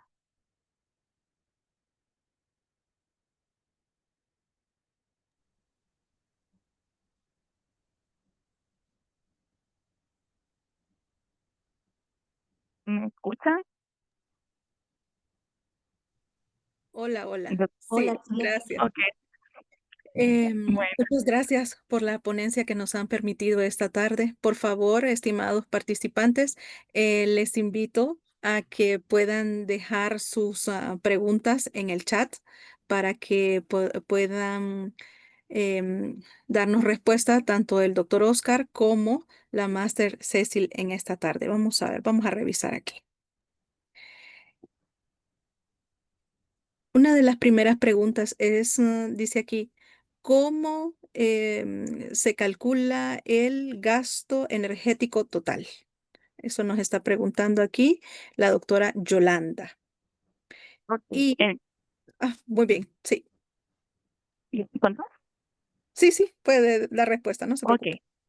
El gasto energético total se calcula, puede utilizar diferentes fórmulas. Está la de Mifflin, puede utilizar la de Harris-Bennett puede utilizar la de la OMS. En México hay libros en el cual han adaptado lo que es el gasto energético total por edades. Entonces se pueden utilizar eso siempre tomando en cuenta lo que es el factor de actividad física, el peso, la estatura del paciente. No sé si contesto su pregunta. Sí, sí, sí. Doctora Yolanda. No, sí, sí, Ah, muy doctora. bien. Sí. Gracias, gracias. Vamos a ver, para el doctor Oscar, aquí vamos a ver, viene otra pregunta, siempre de la doctora Yolanda. Doctor Oscar. Dígame, doctor. Hola, aquí está, muy bien. Dice, Ajá. la glucosa en Sí. ayunas normal, la glicohemoglobina, la curva de tolerancia a la glucosa es normal en un paciente, ¿verdad? Pero la prueba de insulina en ayunas y postprandial están alterados. ¿Se inicia metformina? ¿Cuál sería la dosis inicial y por cuánto tiempo? Ok, sí, realmente sí. Generalmente un paciente que tenga una resistencia a la insulina, como manifiesta la doctora, generalmente es necesario empezar con primero con una dieta, ¿verdad? Con el tema cambiar el estilo de vida. Siempre va a ser primera línea en el tratamiento de este tipo de pacientes. Y sí, hoy en día realmente se está utilizando mucho la insulina, ¿no? En ayunas, como no tanto postprandial en sí, sino más bien con la misma prueba de tolerancia a la glucosa oral, ¿no? Que es realmente lo ideal, la insulina que debe tenerse en cuenta, ¿no? Que es 2 horas después de la ingestión de la glucosa anhidra, ¿no? De 75 gramos, es lo ideal. Y sí, generalmente estamos utilizando después de la dieta y cambios de los estilos de vida, empezamos con metformina. La metformina generalmente empezamos con dosis de 500, que es la dosis mínima, puede ser dosis ascendentes, hasta 1000 miligramos, ¿no? En dependencia de la respuesta del paciente. Tenemos la suerte ya de contar con metformina tanto de 500, de 750, de 850 y de 1000. Por lo tanto, lo ideal siempre, otra cosa importante aquí es que empiecen una vez al día. Otra cosa importante, la metformina no se utiliza cada 8 horas ni cada 12, como erróneamente se están indicando. Estos medicamentos, como son insulinos sensibilizadores, se utilizan junto con las comidas. 10 minutos antes, durante o 10 minutos después. Puede ser desayuno, puede ser almuerzo o puede ser cena, porque ya hemos visto que hay un problema con ese tipo de dosificación. La dosis máxima es hasta 3000 realmente. Y el tiempo, le repito, va a depender del paciente, porque si el paciente cambia el estilo de vida, a veces no es necesario utilizarlo tanto tiempo el medicamento, pero realmente, como hemos visto en la práctica, que es bien complejo que eso ocurra, generalmente la dejamos de forma permanente porque es un paciente que además es propenso ya a ser diabético, pues. Y otra cosa, otro factor que no dije fue el hecho de que en la mujer se da una particularidad, que eso que acaba de comentar la doctora se liga mucho a lo que es el síndrome de ovario poliquístico, muy común hoy en Honduras y a nivel mundial, evidentemente. Y entonces sí, el medicamento metformina se utiliza por un tiempo en dependencia del paciente, pero si no lo puede dejar de forma permanente sin ningún tipo de problema, doctor. Muy bien, gracias, doctor. Aquí hay otra pregunta para usted, por favor.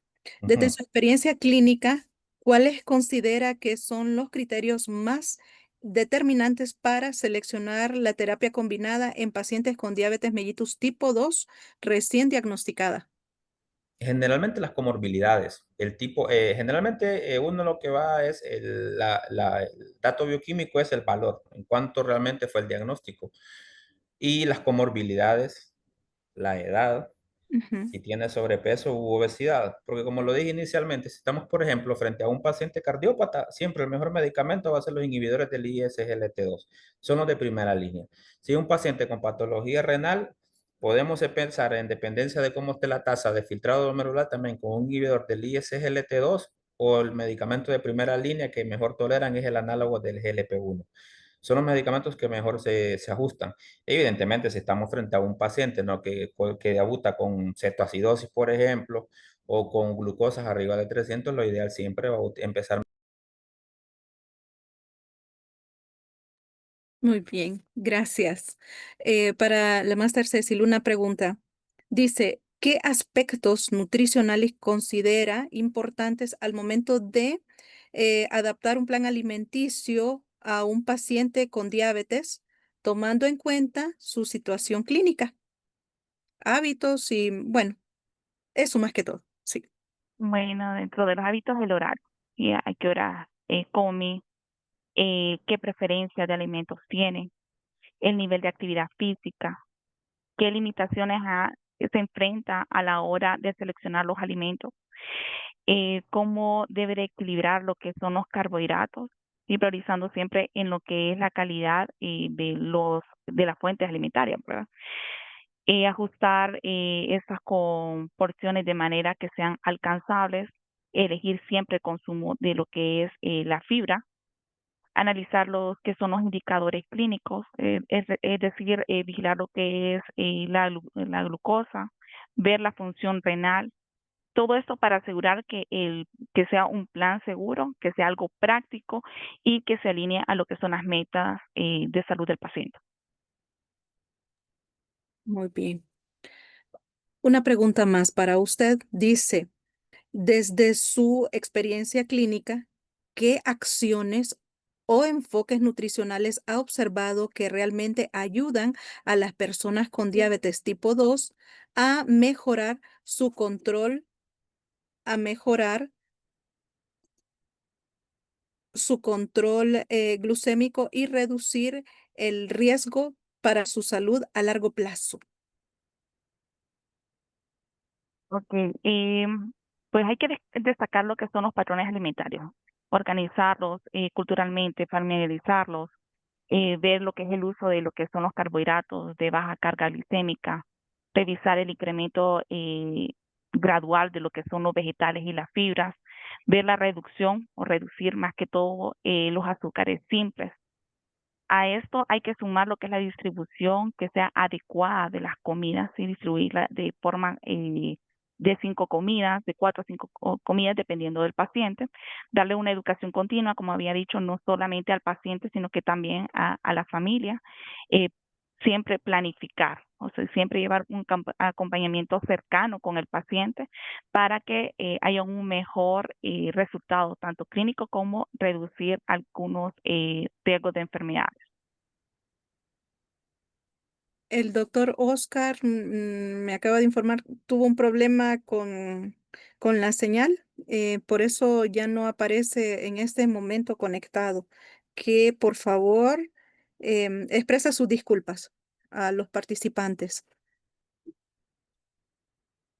Antes de hacerle la última pregunta, Masters, quiero invitar a todos los participantes a que revisen nuestra página de EduSalud y estén pendientes de la nueva oferta de programas de educación continua que van a estar ofertándose para estos meses de finales de noviembre, diciembre.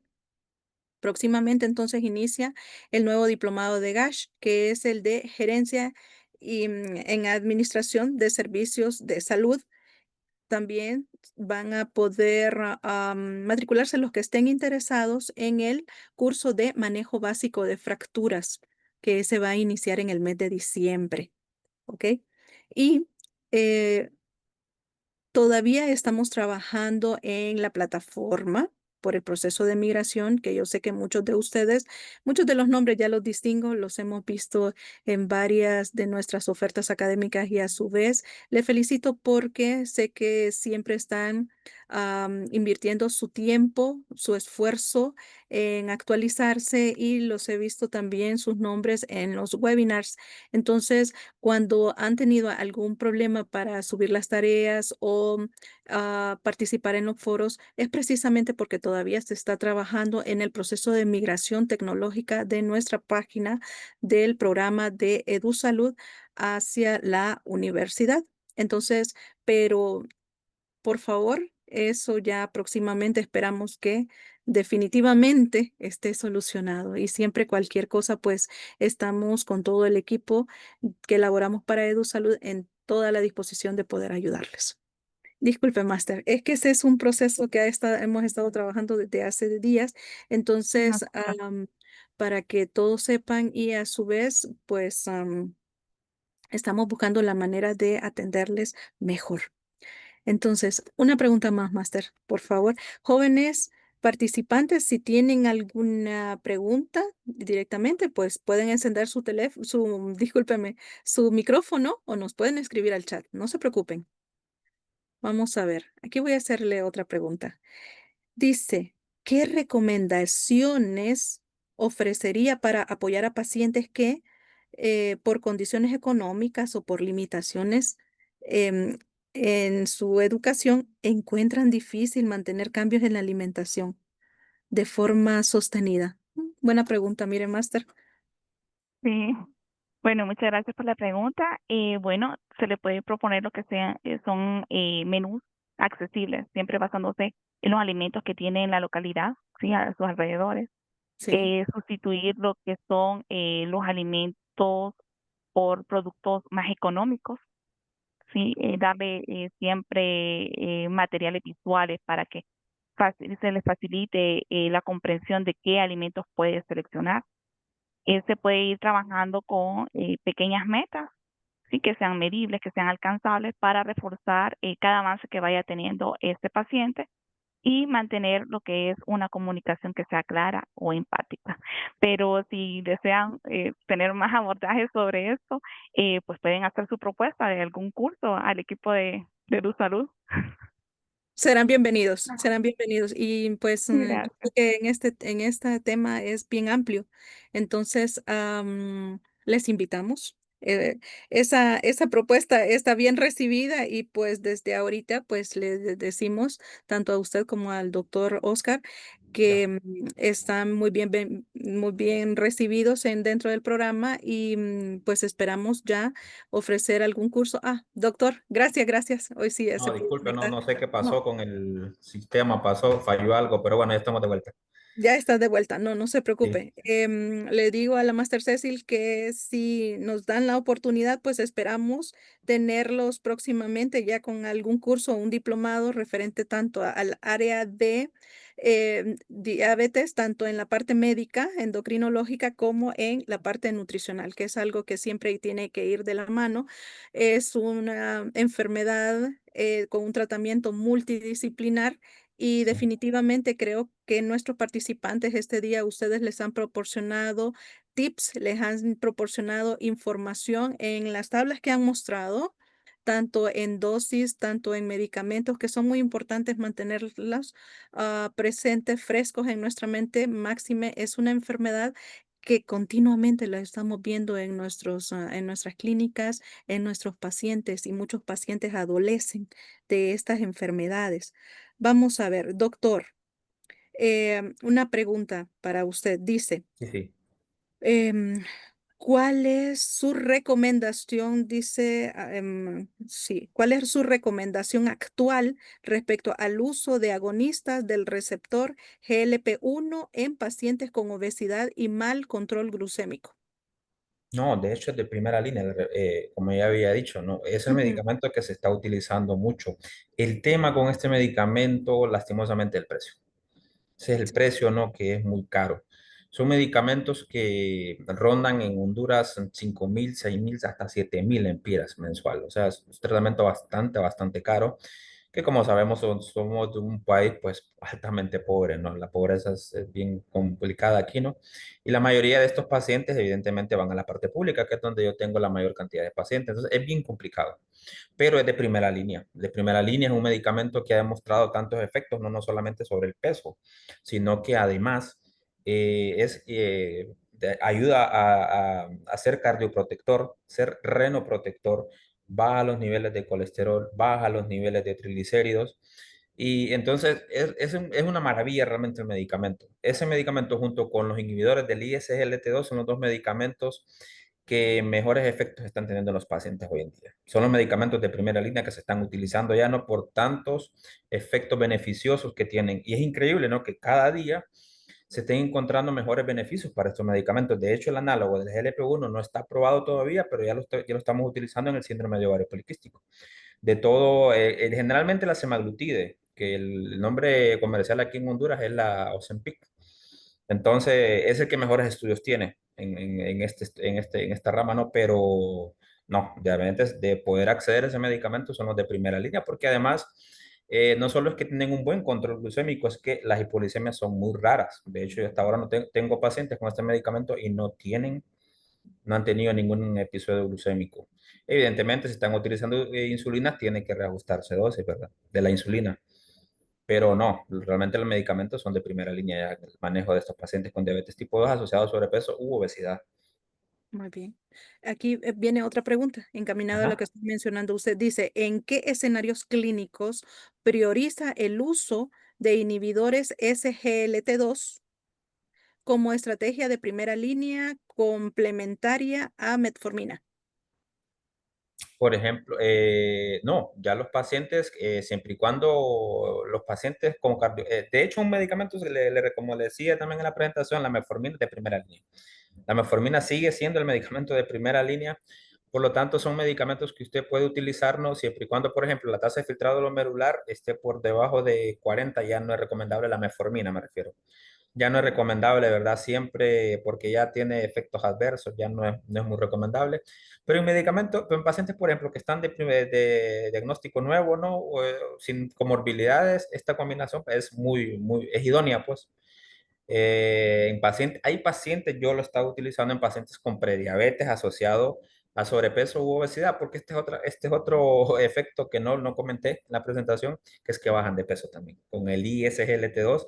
De hecho, hay estudios comparativos con los análogos del GLP-1 y realmente la pérdida de peso anda casi al mismo nivel ya. Entonces, son medicamentos muy efectivos que en el síndrome metabólico también, ¿no? Entonces le digo, generalmente si es de primer diagnóstico de nuevo, pues se puede utilizar perfectamente la metformina con el inhibidor. Y es que realmente con casi todas las categorías, ya sea patología cardiovascular o patología renal, se puede utilizar, siempre y cuando, le repito, la tasa de filtrado glomerular, pues no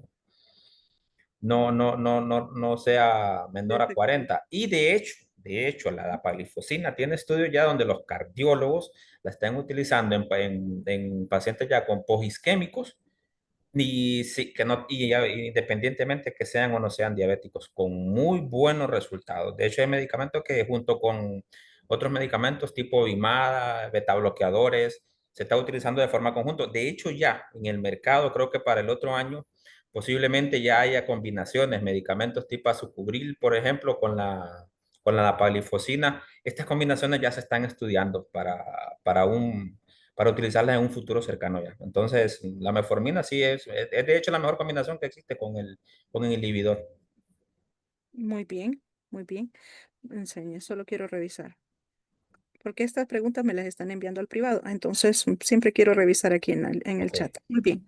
Aquí hay otra pregunta. Dice, ¿qué consideraciones recomienda al ajustar tratamiento en pacientes adultos mayores con múltiples comorbilidades?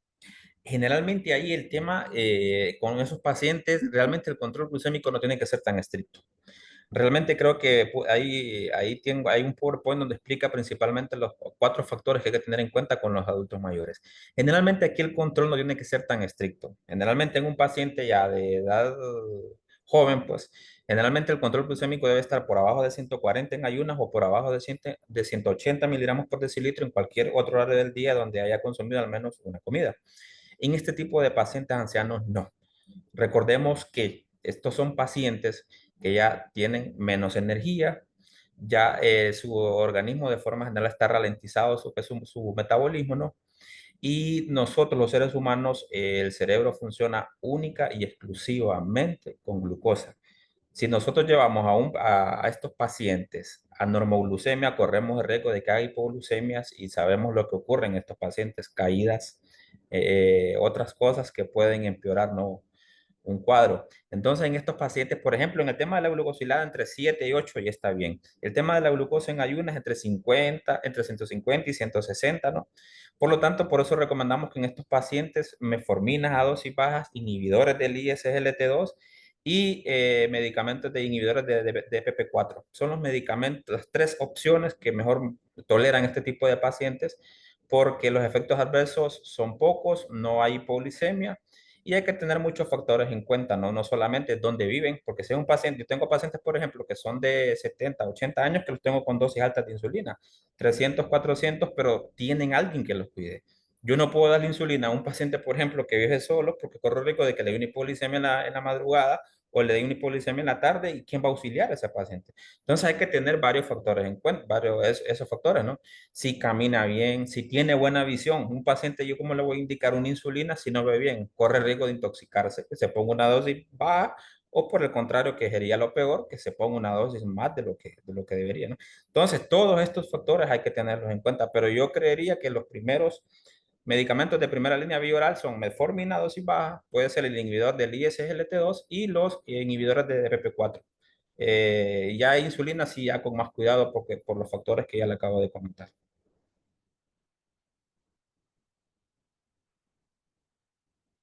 Para finalizar, una pregunta más.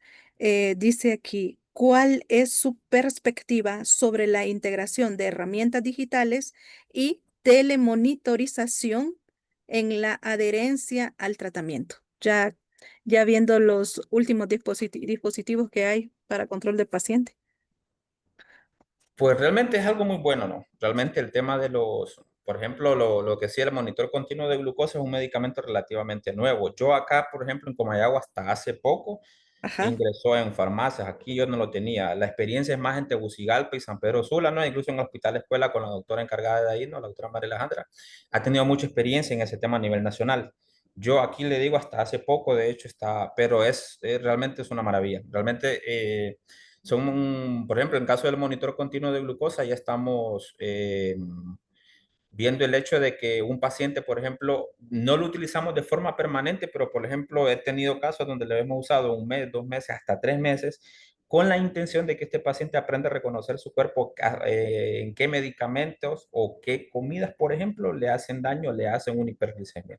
Esto realmente nos ha servido mucho en este tipo de pacientes que no pueden quizás mantenerlo de forma permanente, pero sí por lo menos con un tiempo, dura aproximadamente cada 15 días el aparato, ¿no? Entonces, ya con ese tiempo el paciente aprende a conocerse, ¿no? Y ya generalmente después de 2, 3 meses, si ya no lo puede seguir comprando, pues bueno, ya en ese tiempo él ya sabe, ya aprendió a conocerse, pues, su organismo. En el tema de la tecnología estamos muy bien, ¿no? En el tema de que, por ejemplo, ya el otro año, como dije, ¿no? Ya la Mounjaro, que es el medicamento de primera línea para los pacientes con diabetes tipo 2, sobrepeso y obesidad, ya va a estar en el país. Ya el otro año creo que también entra una insulina Icodec, que va a ser ya semanal. Es increíble, ¿no? Lo que está avanzando la tecnología en este tema, ¿no? Y ya hay otras combinaciones de medicamentos también, no solamente para el tema diabético, sino comorbilidades. Por ejemplo, ya hay también muchos estudios sobre el tema de medicamentos nuevos, ¿no? En el tratamiento de la dislipidemia, ¿no? Ya no es solamente las estatinas, ya hay otros medicamentos que actúan a otro nivel antes, de hecho. Hay un medicamento que se está desarrollando que actúa sobre la ATP triasa, ¿no? Y es una maravilla, también ya están en Honduras disponibles. Y otros medicamentos que ojalá los tengamos pronto acá, pero realmente el tema de la parte tecnológica ha venido a ayudar muchísimo, ¿no? La IA incluso, la IA, ya hay pacientes, uno tiene que tener mucho cuidado hoy en día con los pacientes, porque si uno no está bien informado, ya tengo pacientes aquí que me han venido, por Ujú. ejemplo, con un algoritmo de tratamiento o un algoritmo, por ejemplo, de diagnóstico para determinada patología. Es increíble, ¿no? Y lo que hace hoy la IA, entonces, bien utilizada, creo que son herramientas muy buenas, muy útiles. Y bueno, evidentemente uno no puede estar al margen de ello, no tiene que ir al lado de ellas, ¿no? Porque evidentemente nos están ayudando muchísimo en lo que es el tema Sí, del tratamiento de esta enfermedad que tanto daño realmente nos está haciendo. En así. el sector salud, en la parte económica, es terrible lo que produce esta enfermedad. Muchas gracias. Quiero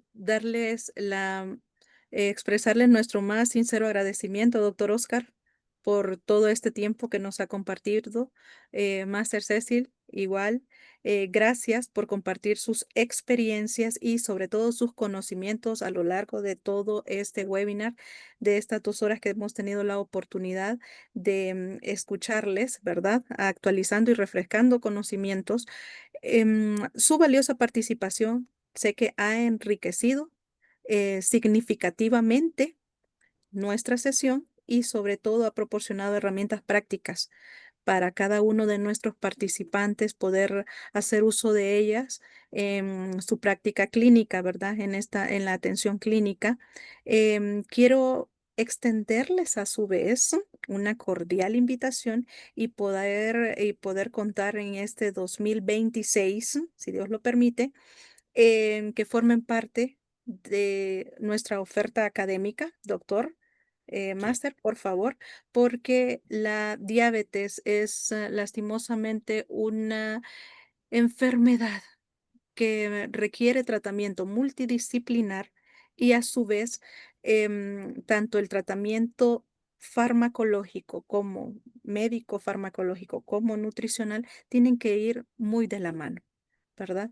Entonces, queremos expresarles pues esa invitación, extenderles esa invitación, que lo tomen en cuenta, por favor, y este 2026 queremos contar ya con esa oferta a nuestros participantes, si están a bien, pues interesados en formar parte de ello, para que puedan seguir impulsando las competencias profesionales de alto nivel en cada uno de ellos. Nuevamente quiero agradecerles a los participantes por su confianza en nuestro programa de educación continua en salud de la Facultad de Ciencias Médicas de la Universidad Nacional Autónoma de Honduras, y esperamos contar con su presencia en futuras actividades académicas.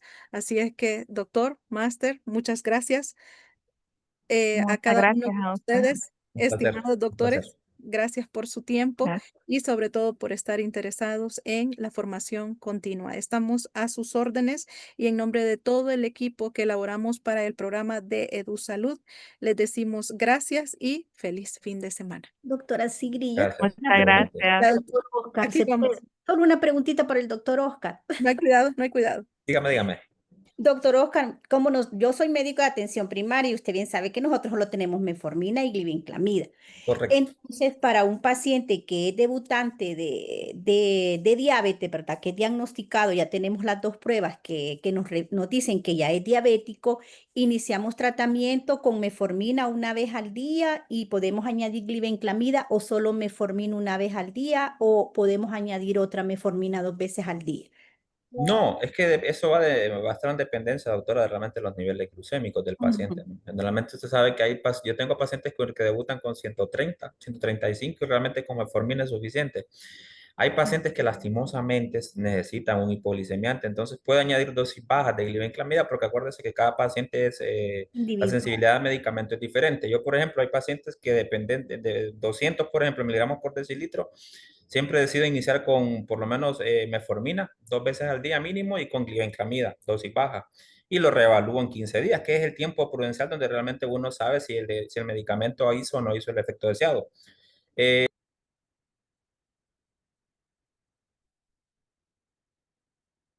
Solo demos un momentito, por favor.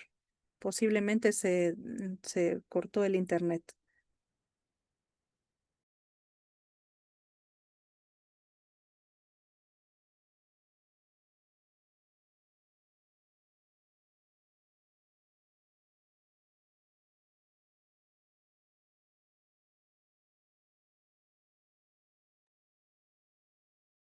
Bueno, muchas gracias a todos y cada uno de ustedes. Lastimosamente, el doctor ha perdido la conexión. Gracias nuevamente. Feliz tarde, máster. Gracias. Muchas Y gracias por para la Yolanda, invitación. disculpe. No, no hay Sí, problema. Gracias. nuevamente, No, se perdió la señal. Entonces, sí les pido disculpas en esa parte. Gracias por su participación. Feliz fin de pero semana. muchas gracias. Feliz fin de Gracias. semana. Feliz fin de Gracias. semana a todos. Gracias, doctora. Gracias a todos. Feliz noche.